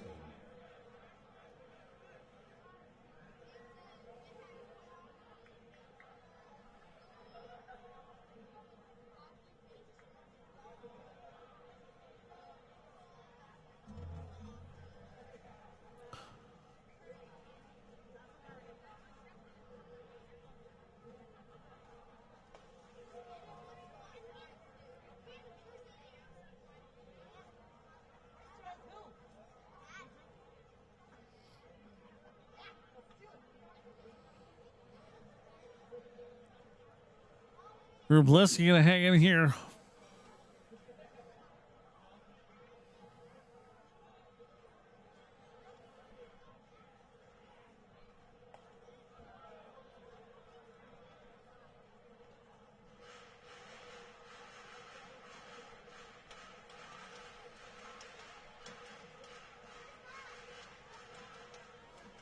Still a single out for Rimbliski.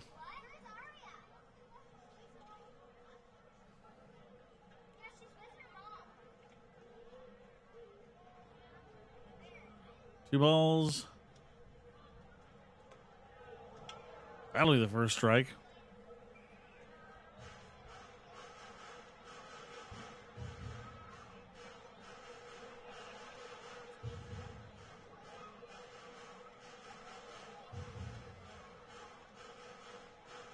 Rimbliski stepping out, stepping back in as Sam Pyland keeps things locked in here.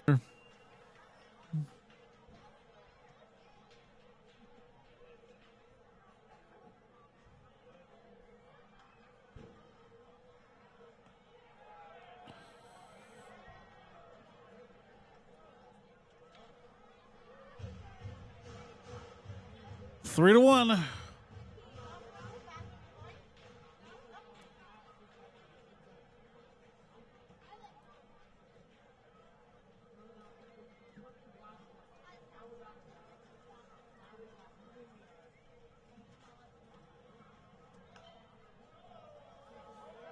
That's going to foul way up and off, and the count is going to go full.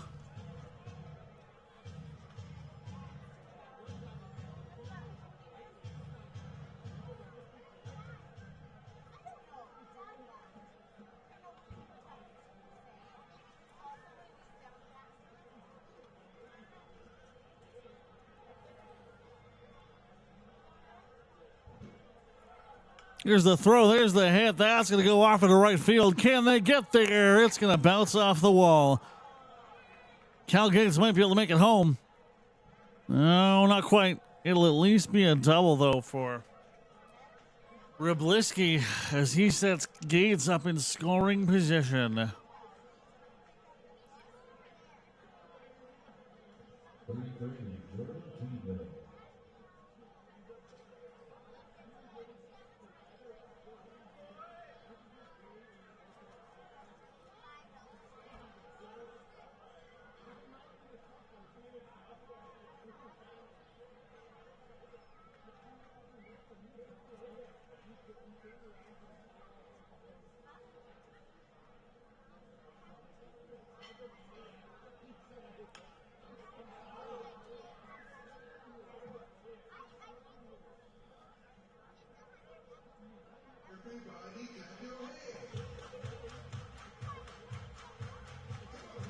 Still just the one out.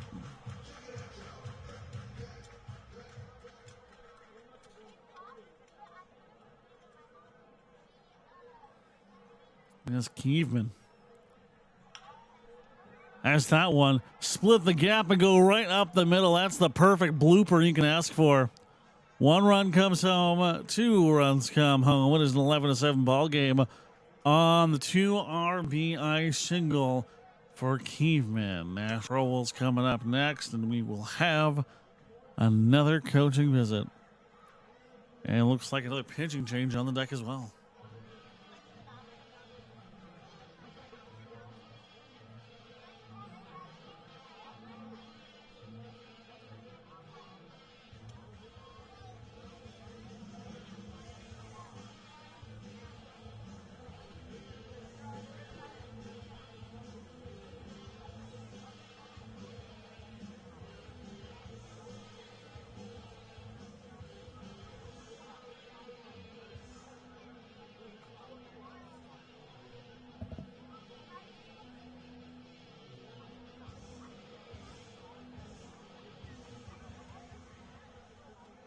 Now hitting for the Okotoks Dawgs, number 44, Nash Travel.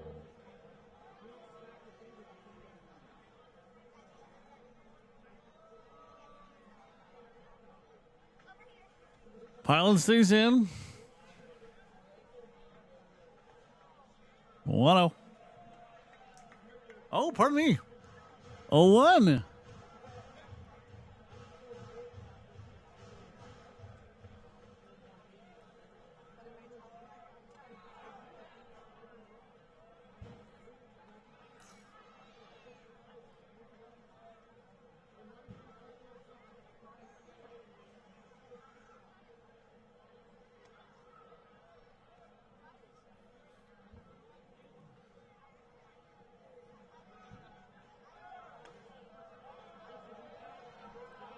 Oh, that throw goes to second. Not going to be there.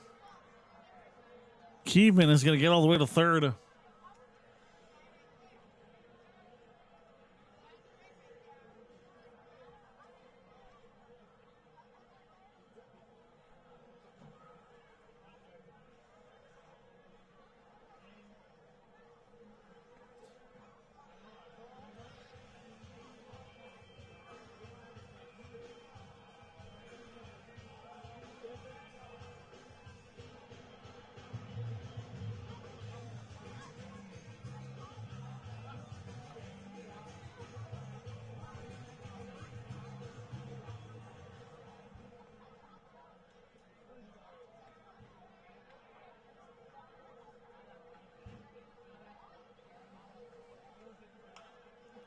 Reaches for that one. It's going to connect and go way off into foul territory. Hard to believe at one point this was a 6-run lead for the Giants.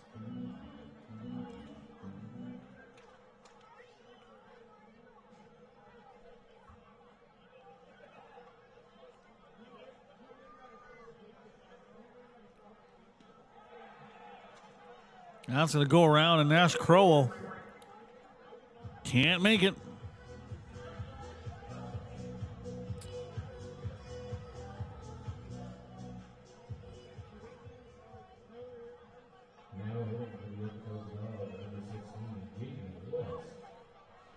Jordan Keevan on third.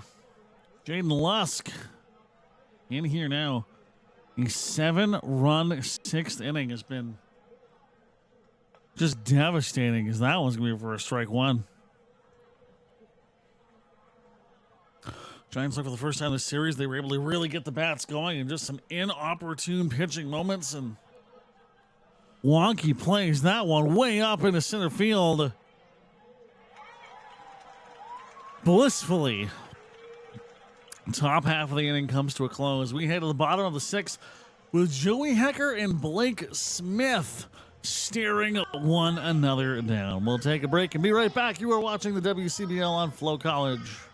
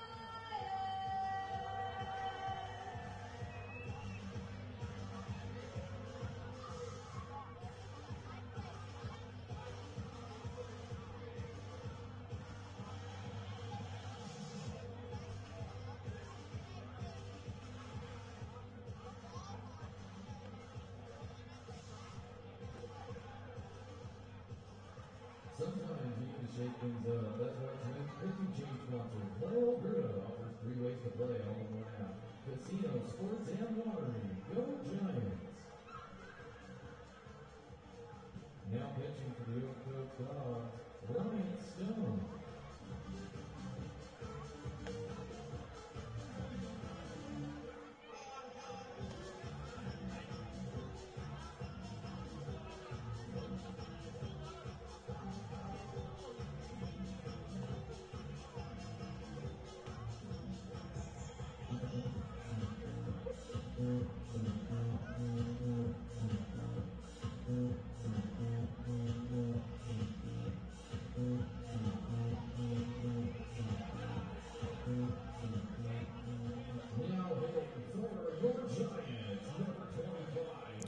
Joey Hecker and Ryan Stone now on the mound. That one's going to unfortunately foul off at first.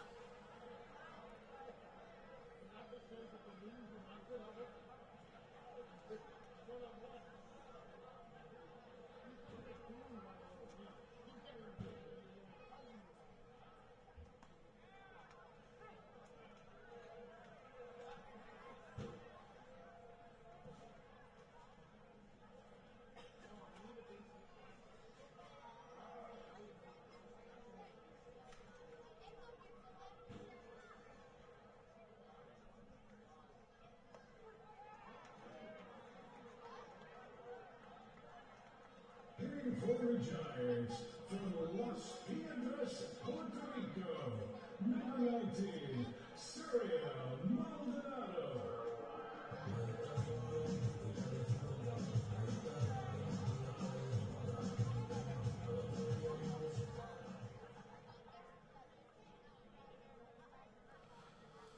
So Hecker can't quite get to it, but Maldonado will let his first one go by.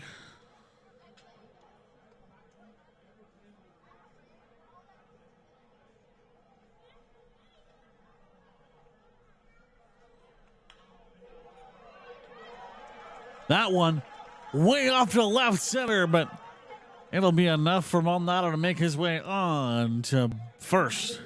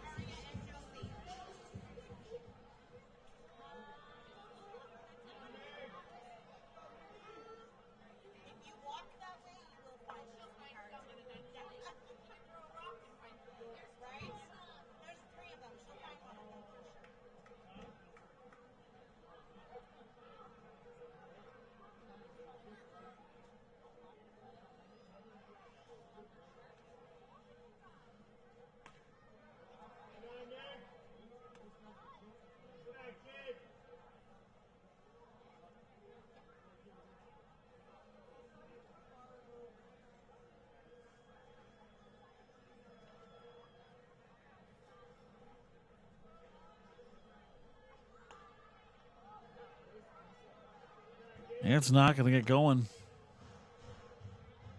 2-1.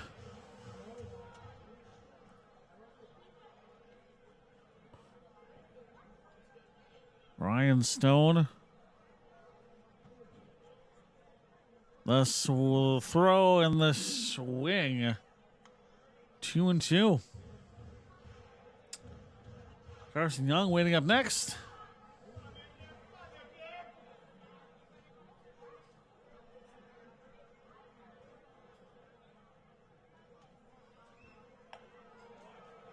That'll do it.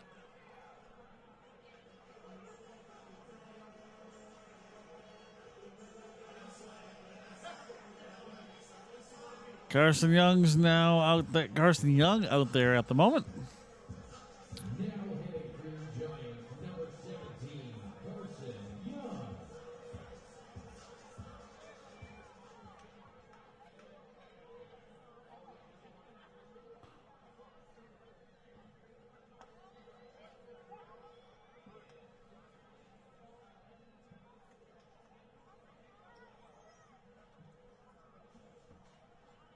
Two down, one on. 0-1 for Young. Ryan Stone makes it 0-2.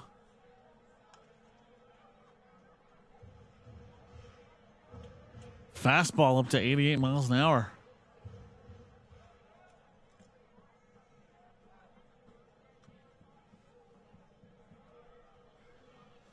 Let's see what else he has in his repertoire. Another burner, 87 miles an hour now.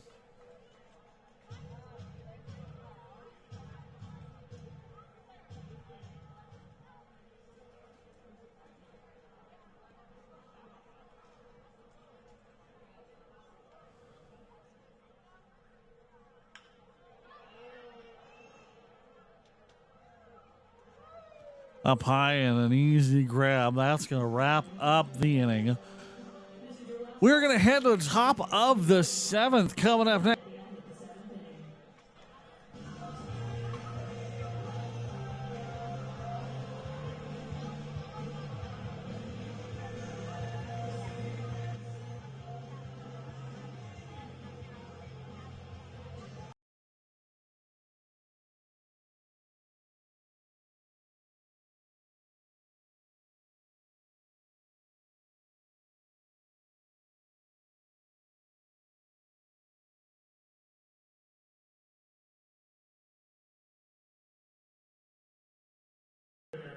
Number 46, Diego Fuentes.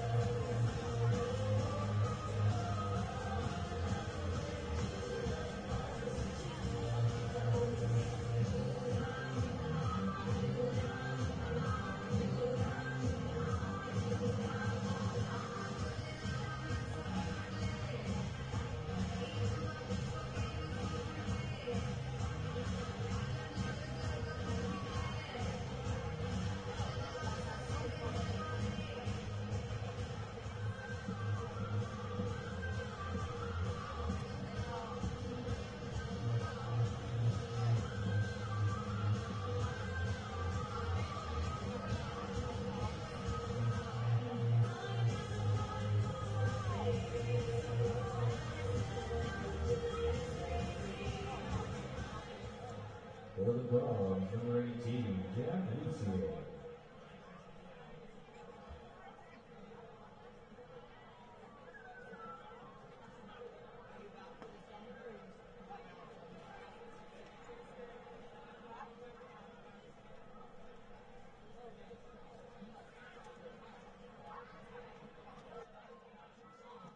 That would be Jack Lucier up on the batter's box. Gonna foul this one away.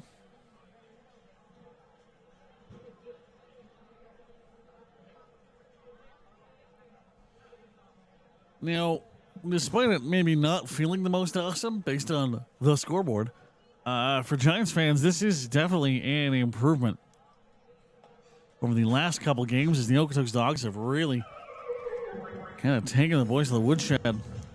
Last pair of games ended early from the newly instituted mercy rule.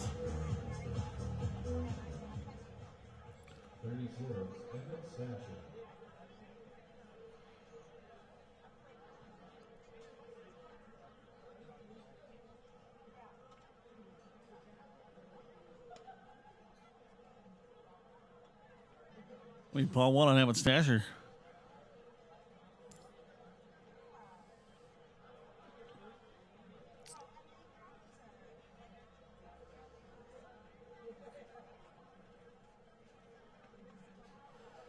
It's going to be very snug down the finish. As the Okotoks Dawgs and the Bulls have both been on 5-game winning streaks. Bulls only a game and a half back from the Dawgs for first place in the Play Alberta West Division. Energy City, the same number of wins as these Giants, but do have fewer losses and fewer games played, as they're going to have to make up a bunch of games through the mid and back halves of the season. Another foul there. 1-2. So looking at the standings as is, the Energy City Cactus Rats did pick up a win today over Brooks and are currently up by 1 in the second of their doubleheaders.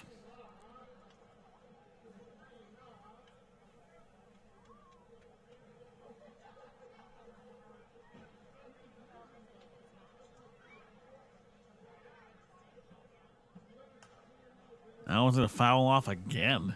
2-2. Energy City, a game and a half up at the moment for over top of these Giants. It looks like it's going to be a battle between Brooks, the Giants, and Energy City Cactus Rats to try to snag that. Another foul. To try to get that fourth and final playoff spot, as it looks like Sylvan Lake sitting firmly in third place, so they are 4 points back, 4 games back of the Dawgs. Cactus Rats 5 games back from the Gulls. And then Fort McMurray, game and a half back from the Prickly Boys. 2-2, 1 down. Strike 3.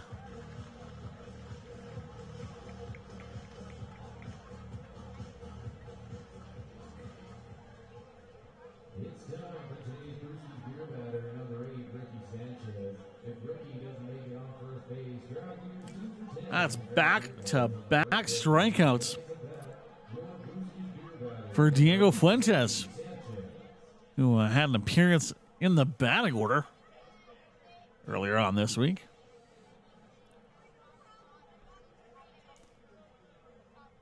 Strike.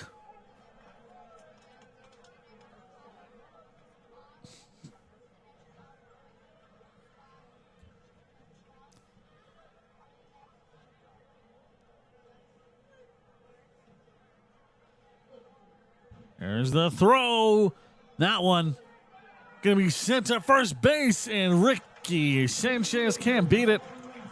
And that is a perfect start to Diego Fuentes' evening. 3 up, 3 down, and the Giants are going to go back to the plate with Colson Bennett against Ryan Stone in here to wrap up the 7th. 4-run lead for Fort McMurray for the Okotoks Dawgs over the Fort McMurray Giants, who are watching the WCBL here on FloCollege, presented by Strigham Law.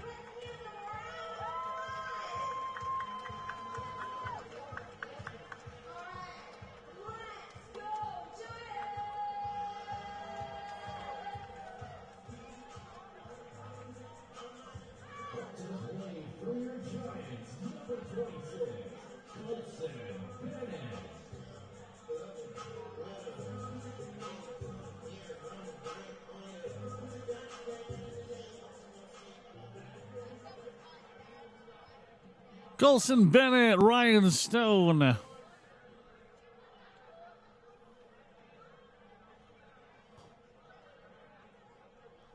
Ball 1. A very winnable ball game for Fort McMurray.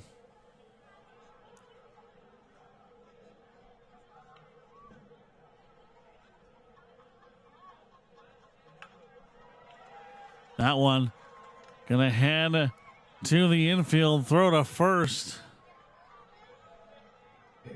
1 up, 1 down for Colson Bennett.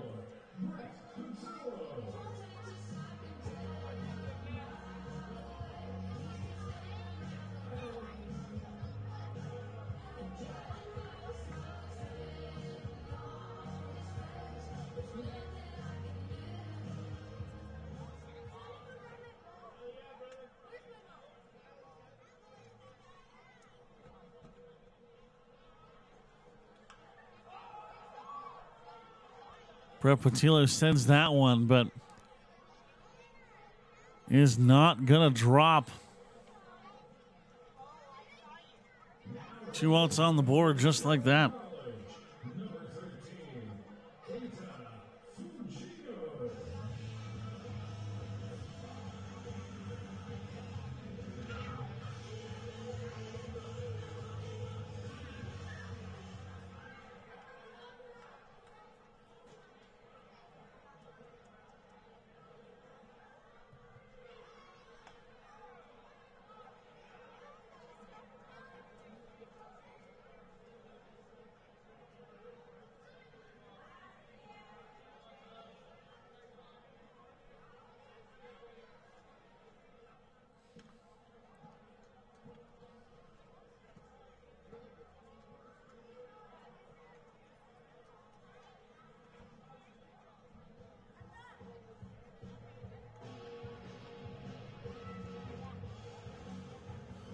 One and one for Kana Fujino.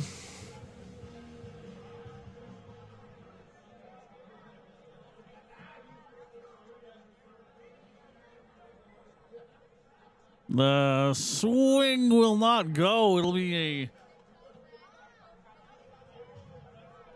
easy 1-2.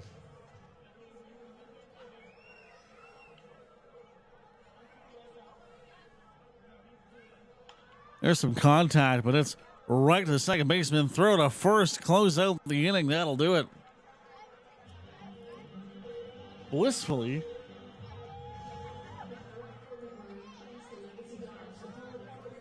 Does not look like we're going to get the mercy rule activated tonight, but still 4 runs to make up. Landon Kaufman and Diego Fuentes will be the combatants when we get back here with the top of the 8th inning here on FloCollege.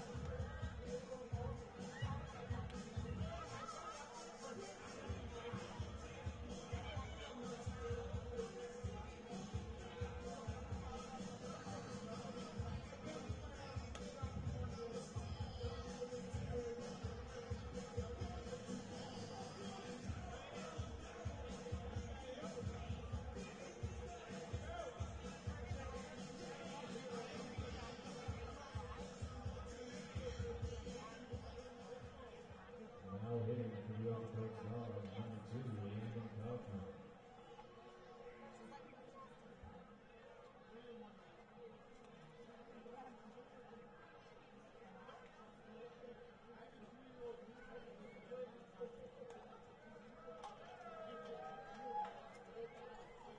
Diego Fuentes and Landon Kaufman.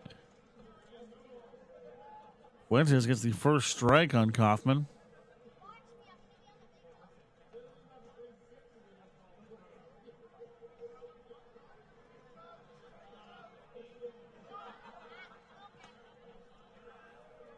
Kaufman tripling mid-6th to bring home Lucier and Sanchez. All right, there. Here's the last real big chunk of scoring we had is that one. Barely goes foul.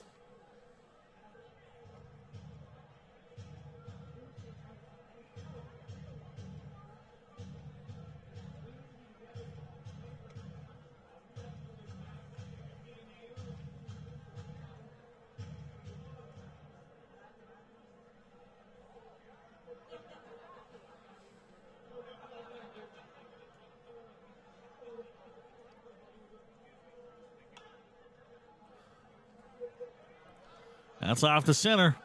Easy grab. Kaufman going back to the dugout with Cal Gates.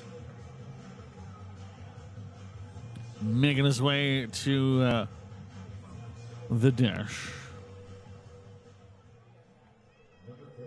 Rublisky and Kievman waiting in the wings. Cal Gates today 2 for 4.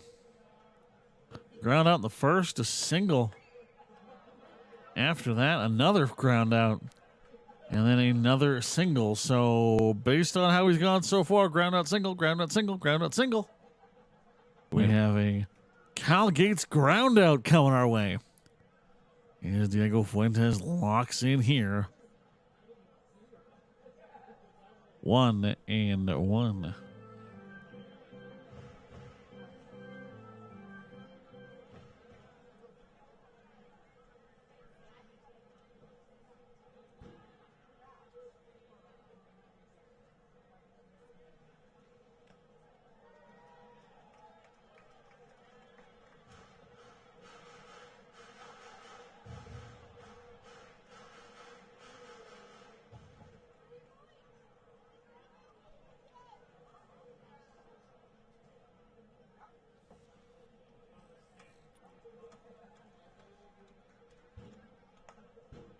Left side, 2-2.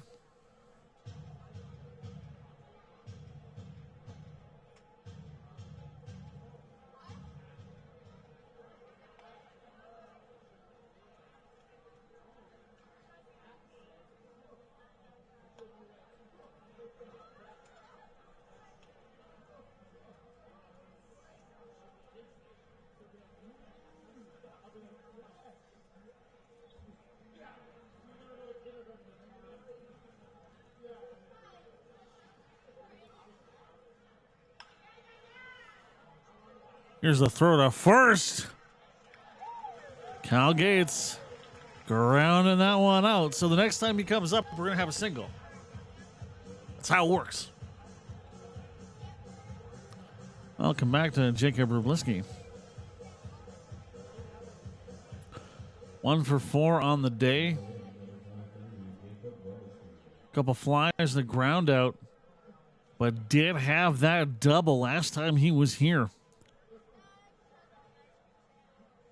And sent Cal Gates to third, who eventually scored.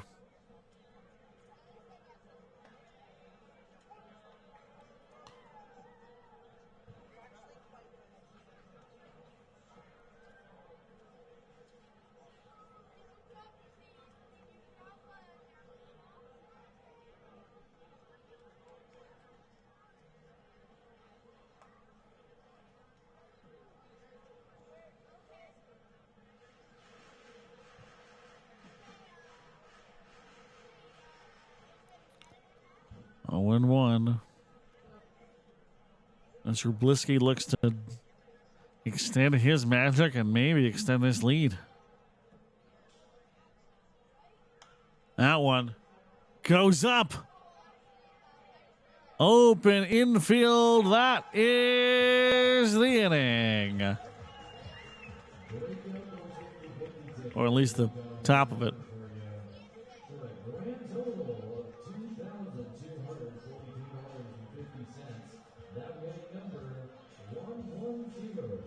We're going to head to the bottom of the 8th with Eli McKean and a pitching change for the Dawgs coming up right after this.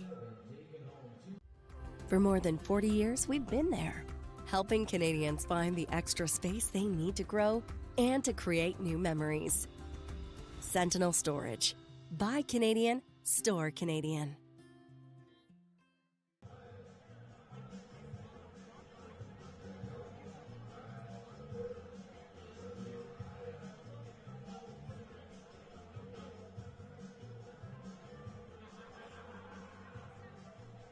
Sometimes you need to shake things up. That's why tonight's pitching change sponsor, Play Alberta, offers 3 ways to play all in one app.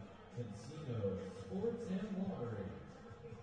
Now pitching from the Okotoks Dawgs, number 47, Wyatt Sadler.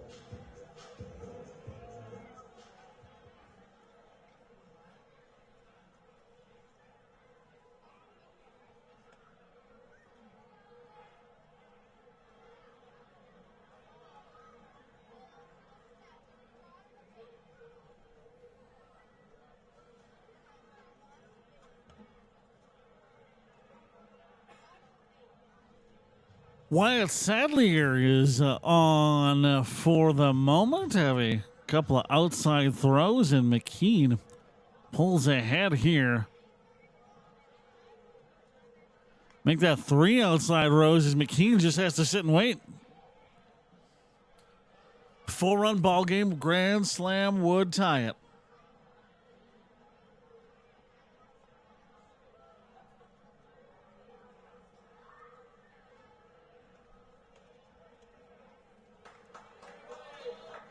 That's the start. Don't ask you how you get there, but you need to get someone on base, and Eli McKean does just that as the 83-mile-an-hour fastball gets out of Sadlier's control, and now it's Adisel Santiago.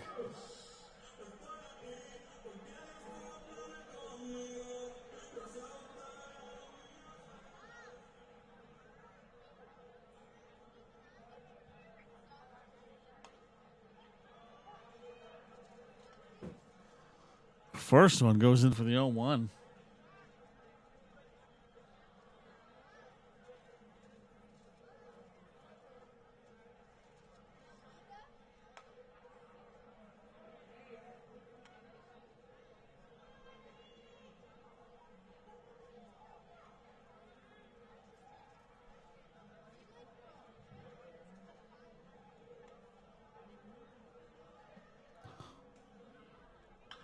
Santiago has that go to the infield. Easy throw to first.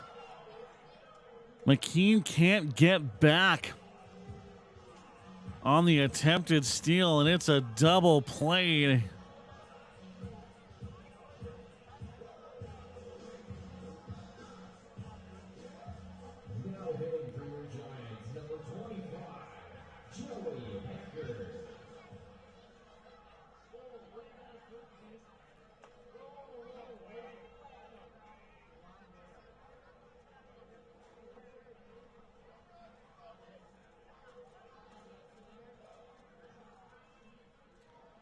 Joey Hecker bounces that one right off of Sadlier. Can he beat the throw to first? Yes, he can. As the infielder fumbles that one. And Hecker makes it.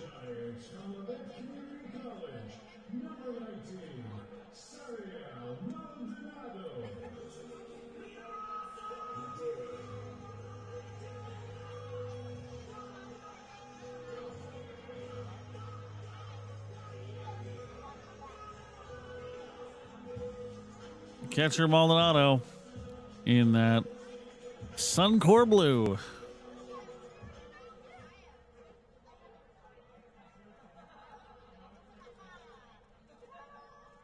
It is just a 4-run game, so if you can make some hay here, a fantastically timed home run, you're setting the rest of the lineup up for a potential walk-off ninth. Pickoff attempt to first. Not going to be there.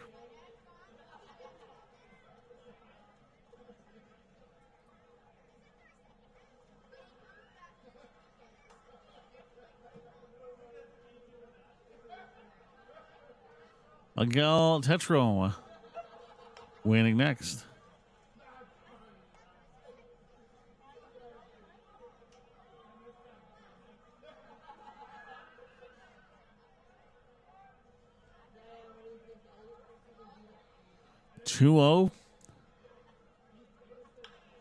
That one goes off into right field, and they're going to move up by 1 and just hang tight.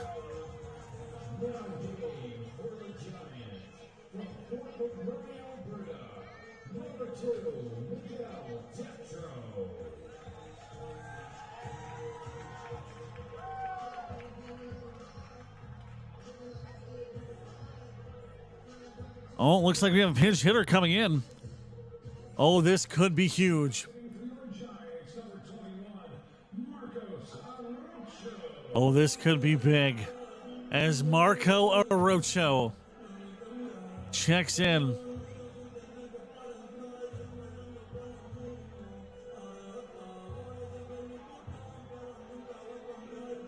Marco Rocho behind Joe Repetilo in hits. 2 homers and a .365 on the season. And if he can get something to drop here, this game gets a whole lot more interesting going into the ninth. That one, right up near the eye line.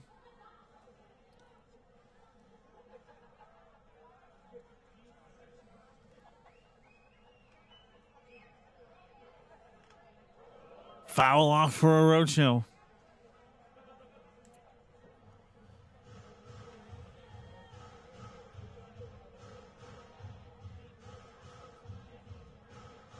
Dream scenario would be for this one to go yard.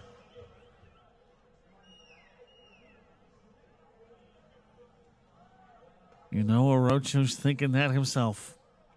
The throw, the swing, that one's gonna go. Is it gonna have the distance? It sadly will not. If you are a Giants supporter, nice work by the outfielder for the Okotoks Dawgs to get there, as Landon Kaufman wasn't gonna miss that one. Gonna remain 11-7. Coming up next, top of the ninth with Kievman and Fuentes. Although, pardon me, gonna be Kievman and Smitherman, who has done nothing but improve his outings every game of the week. And that's coming up next here. Strigham Law presents the WCBL and the Play Alberta North Division. Okotoks 11. Fort McMurray 7. Apologies as I have the scores backwards.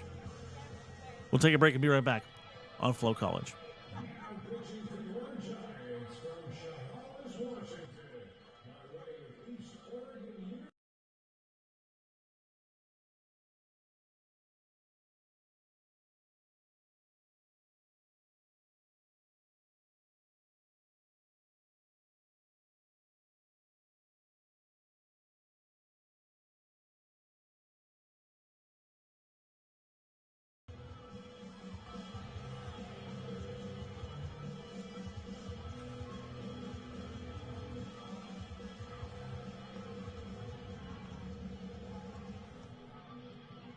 Sometimes you need to shake things up. That's why tonight's pitching change sponsor, Play Alberta, offers 3 ways to play all in one app. Casino, sports, and lotteries. Go Giants!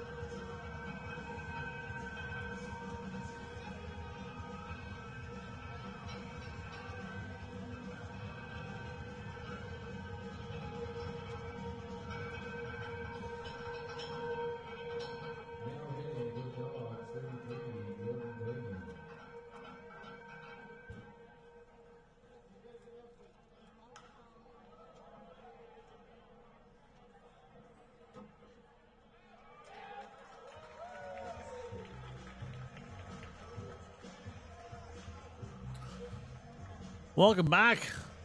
Smitherman gets Kievman to fly out immediately, and just like that. If you have a hope for a potential comeback win, you need every out you can get.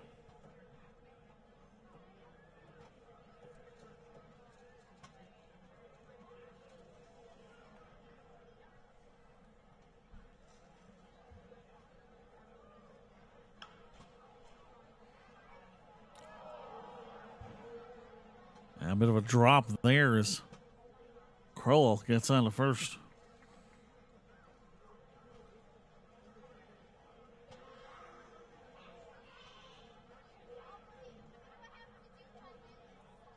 Number 16, Dawgs.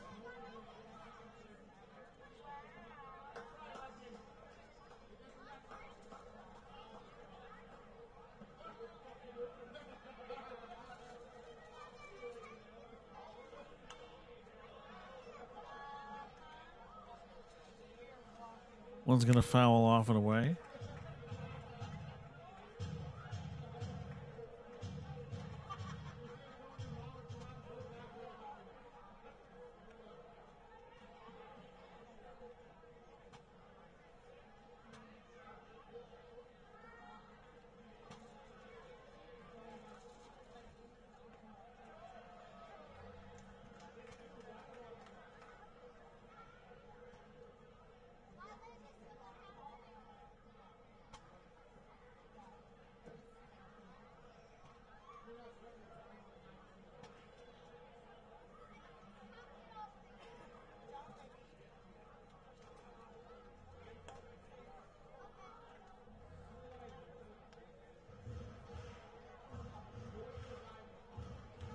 One and two here.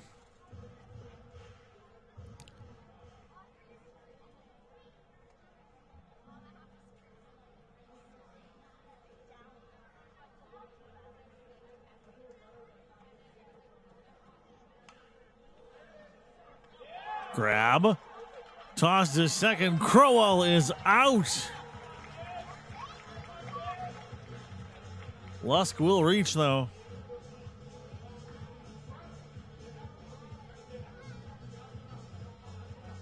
Two down. Remains a 4-run ball game with Jack Lucier.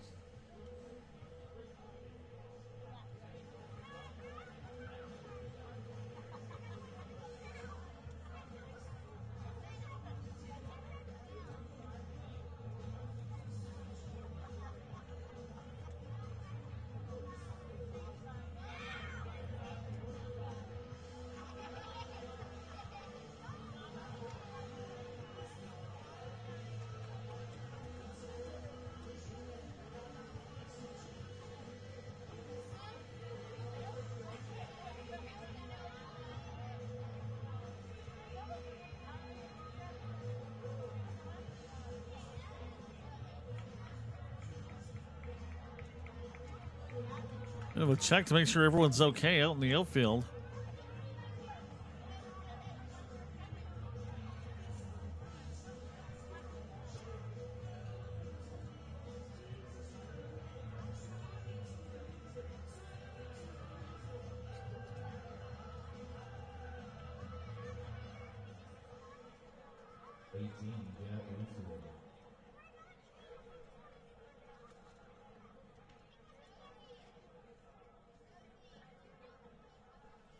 Two down, one on for Lucier.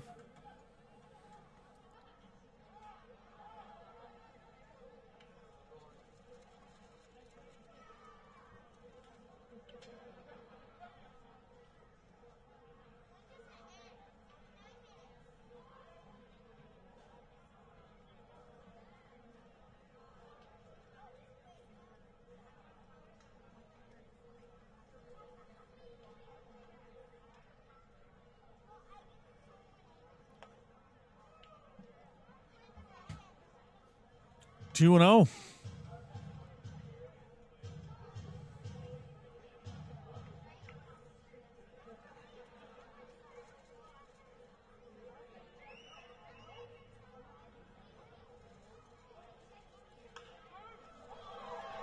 That one is gonna get the out. Hey, walk-off win still possible. It is the WCBL. Anything can happen. It is just a 4-run game. Max McMurray is going to be in to pitch now, and Carson Young looking to improve on his game, which has already been pretty notable. We'll take a pause and be back next here on FloCollege. For over a century, we've been more than just lawyers. We're your neighbors, your friends, and your strongest advocates. With 15 locations across the prairies, we're everywhere you are. Stringham, your local lawyers.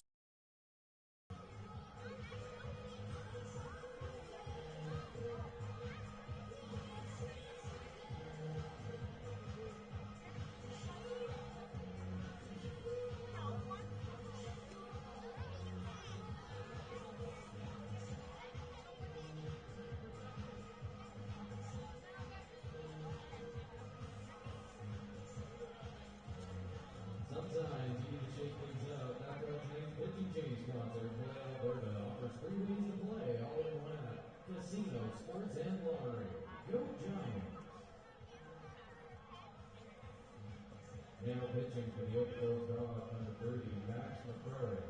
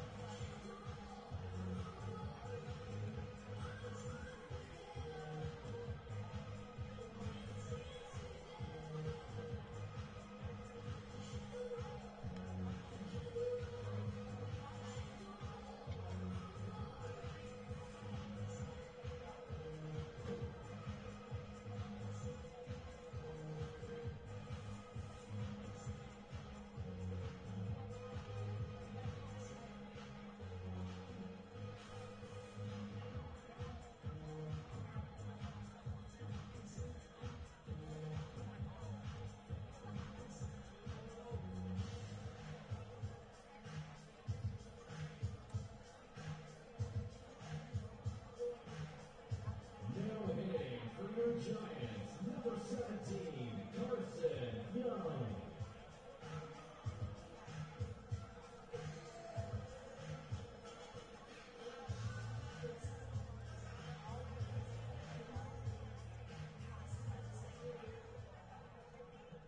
Return of the Mac, an absolutely all-timer.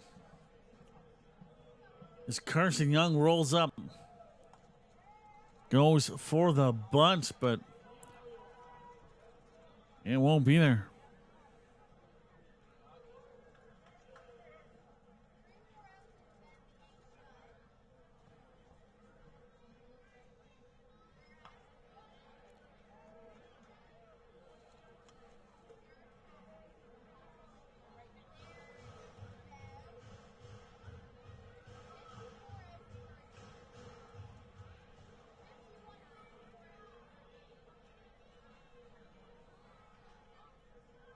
There's the throw. That contact, it will drop into left field. And that is what you need to do.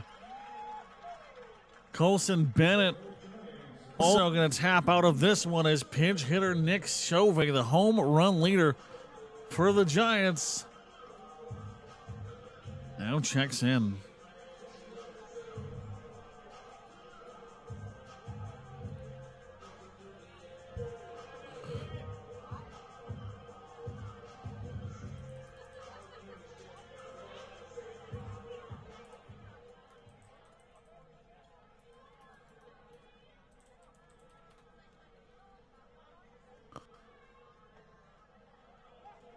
Max McMurray from Mount St. Mary's University. 6'4" senior. Mainly in relief for the Mountaineers this year. Brought in at 52 innings. It did have 5 wins as well.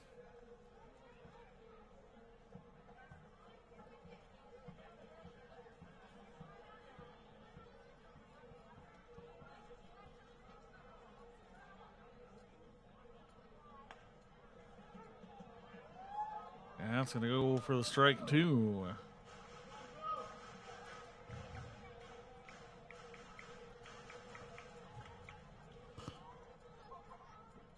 Longest appearance, though, went 5 innings versus Mizzou. First time we've seen him up here is that one's right tight inside, and Sauve has to be smart to get that out of the way.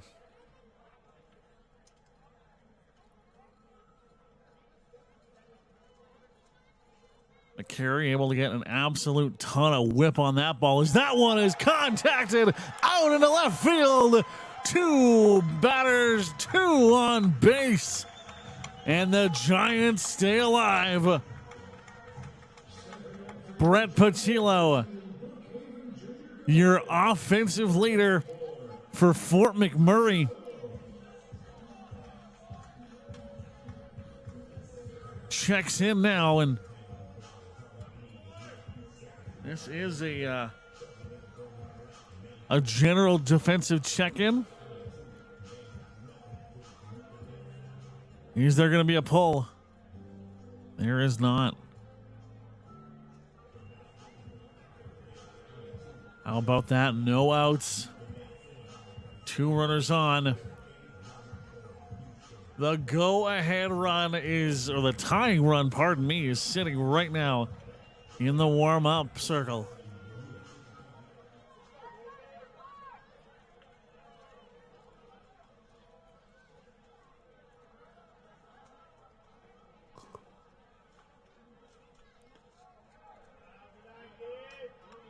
Ada Fugino could be the one to even up this ball game and send us to extras.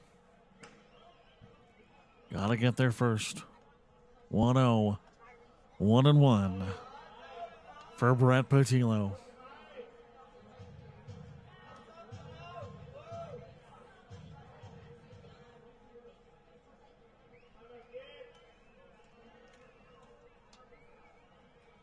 Bottom of the 9th, a 4-run lead for Okotoks as that one's fouled off. Rally caps on for McMurray. Looks like there's a couple here at Legacy Dodge Field. Here on Suncor Energy Appreciation Night. Throw from McMurray gets Patillo swinging, and that's the first dash in the out column, and that might make things a little bit more difficult as Kada Fugino will not go up. Braden Dyke instead in his slot. What do you have to lose at that point? Load up with every hitter you can.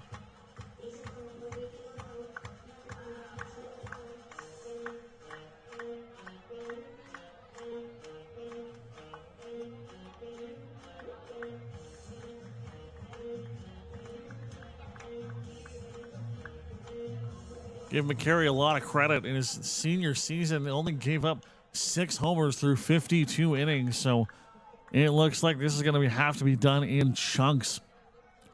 If the Giants want to walk this one off, that one's nice and snug inside for the 1-0.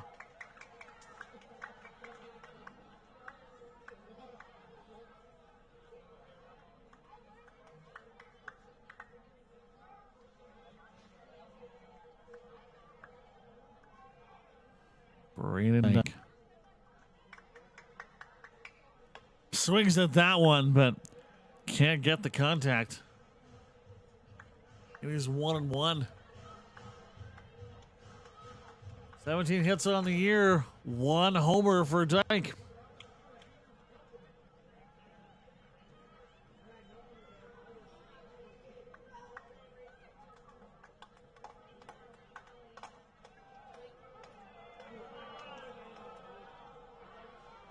That's going to be the strike, too. Much to the chagrin of this Fort McMurray crowd. I'm not going to say I'm inclined to agree with them. I don't think they're that wrong.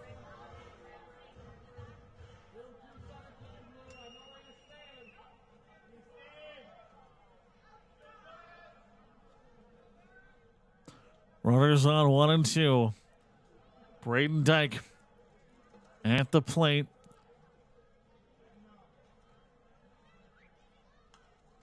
Fouls off that one.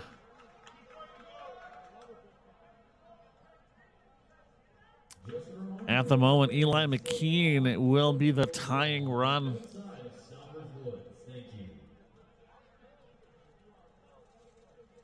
If Dyke can make it to base.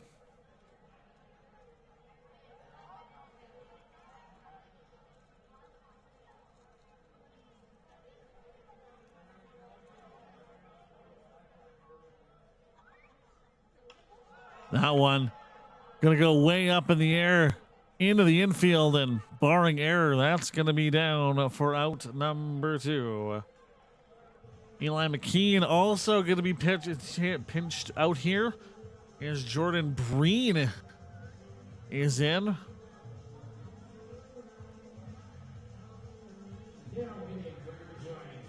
Probably the best thing you can kind of look at the moment is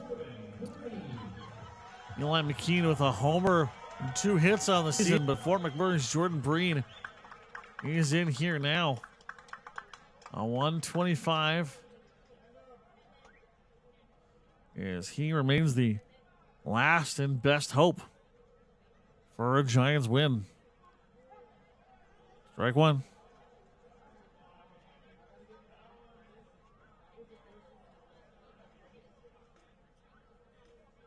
If Breen can get on Anizel Santiago, he's exactly who you want.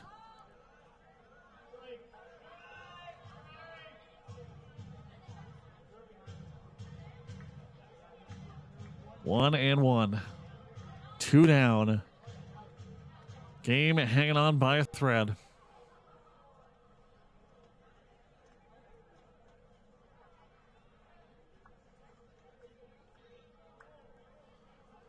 The throw. Foul.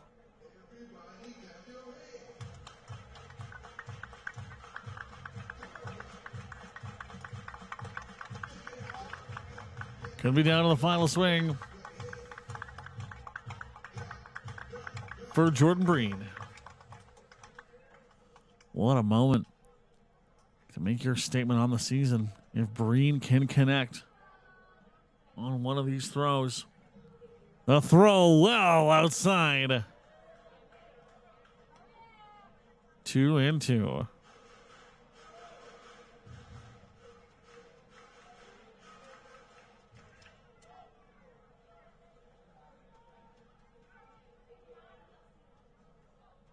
Here's the throw well outside. It can all come down to this.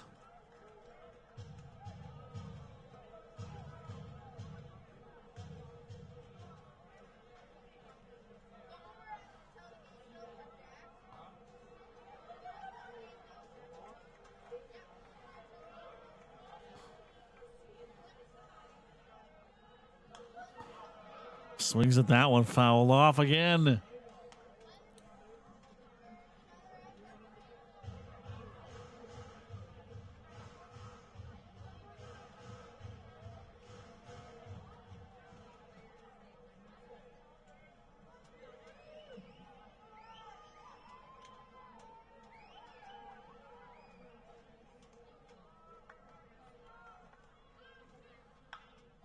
Another foul for Breen. 8 pitches now. Max McMurray, 24 deep.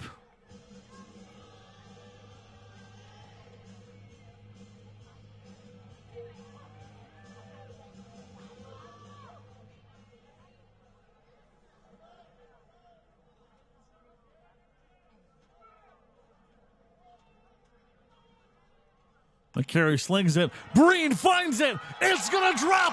One runner's going to come home. Everyone advances. Oh, boy. We're not done. This game is not over. Runners on the corner. Anizel Santiago, the tying run at the plate. 2 outs on the board.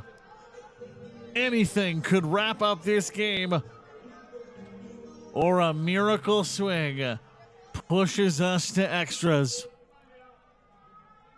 What could it be?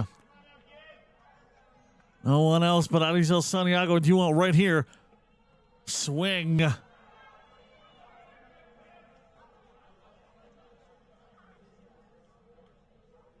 0-1. Santiago 1 for 3 on the day. Already has a homer on the board. Does he have a second?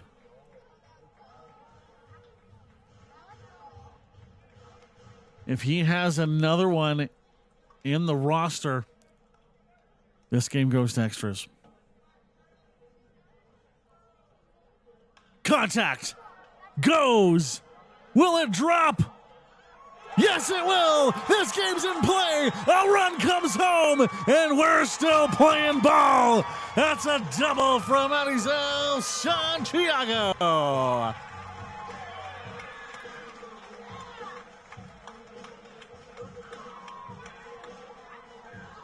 What a ninth inning this is turning into.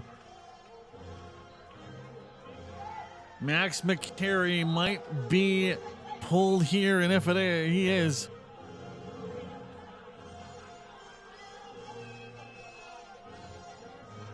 Let's see, what's the conversation like?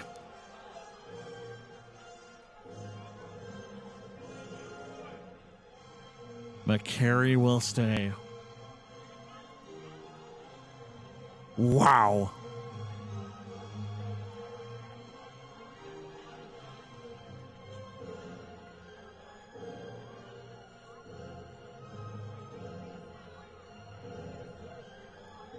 We are official in walk-off territory. How about this? Joey Hecker will not be up. Instead, it's Arwen Burgos.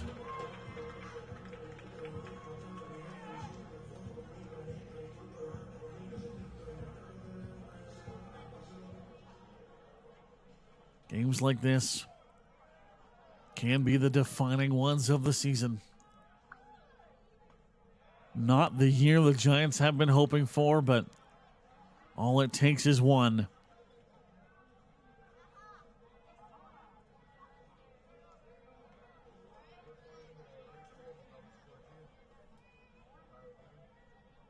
Strike one, ball one.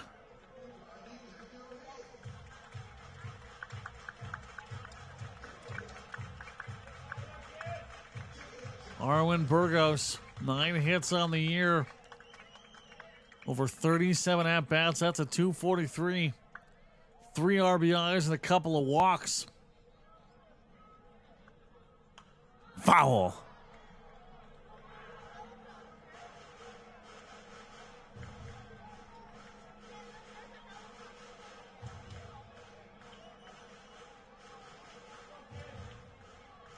What a ninth inning this has turned out to be. You can't say this Suncor crowd didn't get their money's worth tonight. 1-2.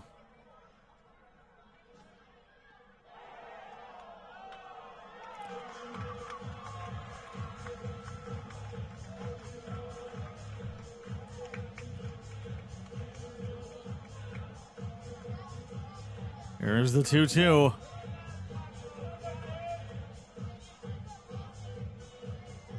All it takes is one swing, and this game is over. All it takes is one throw, and this game is over. Arwen Burgos locked and loaded. McMurray. He's going to have to do a lot of work. Throw to first. Can he beat it? He cannot. Oh, it came right down to the wire, but the Giants give up a 7-1 lead. Almost fight all the way back, but in the end, the Okotoks Dawgs just sweep this series on the power of the bats. Final score, Okotoks 11, Fort McMurray 9. We got close right at the end. Wasn't quite going to be there, though.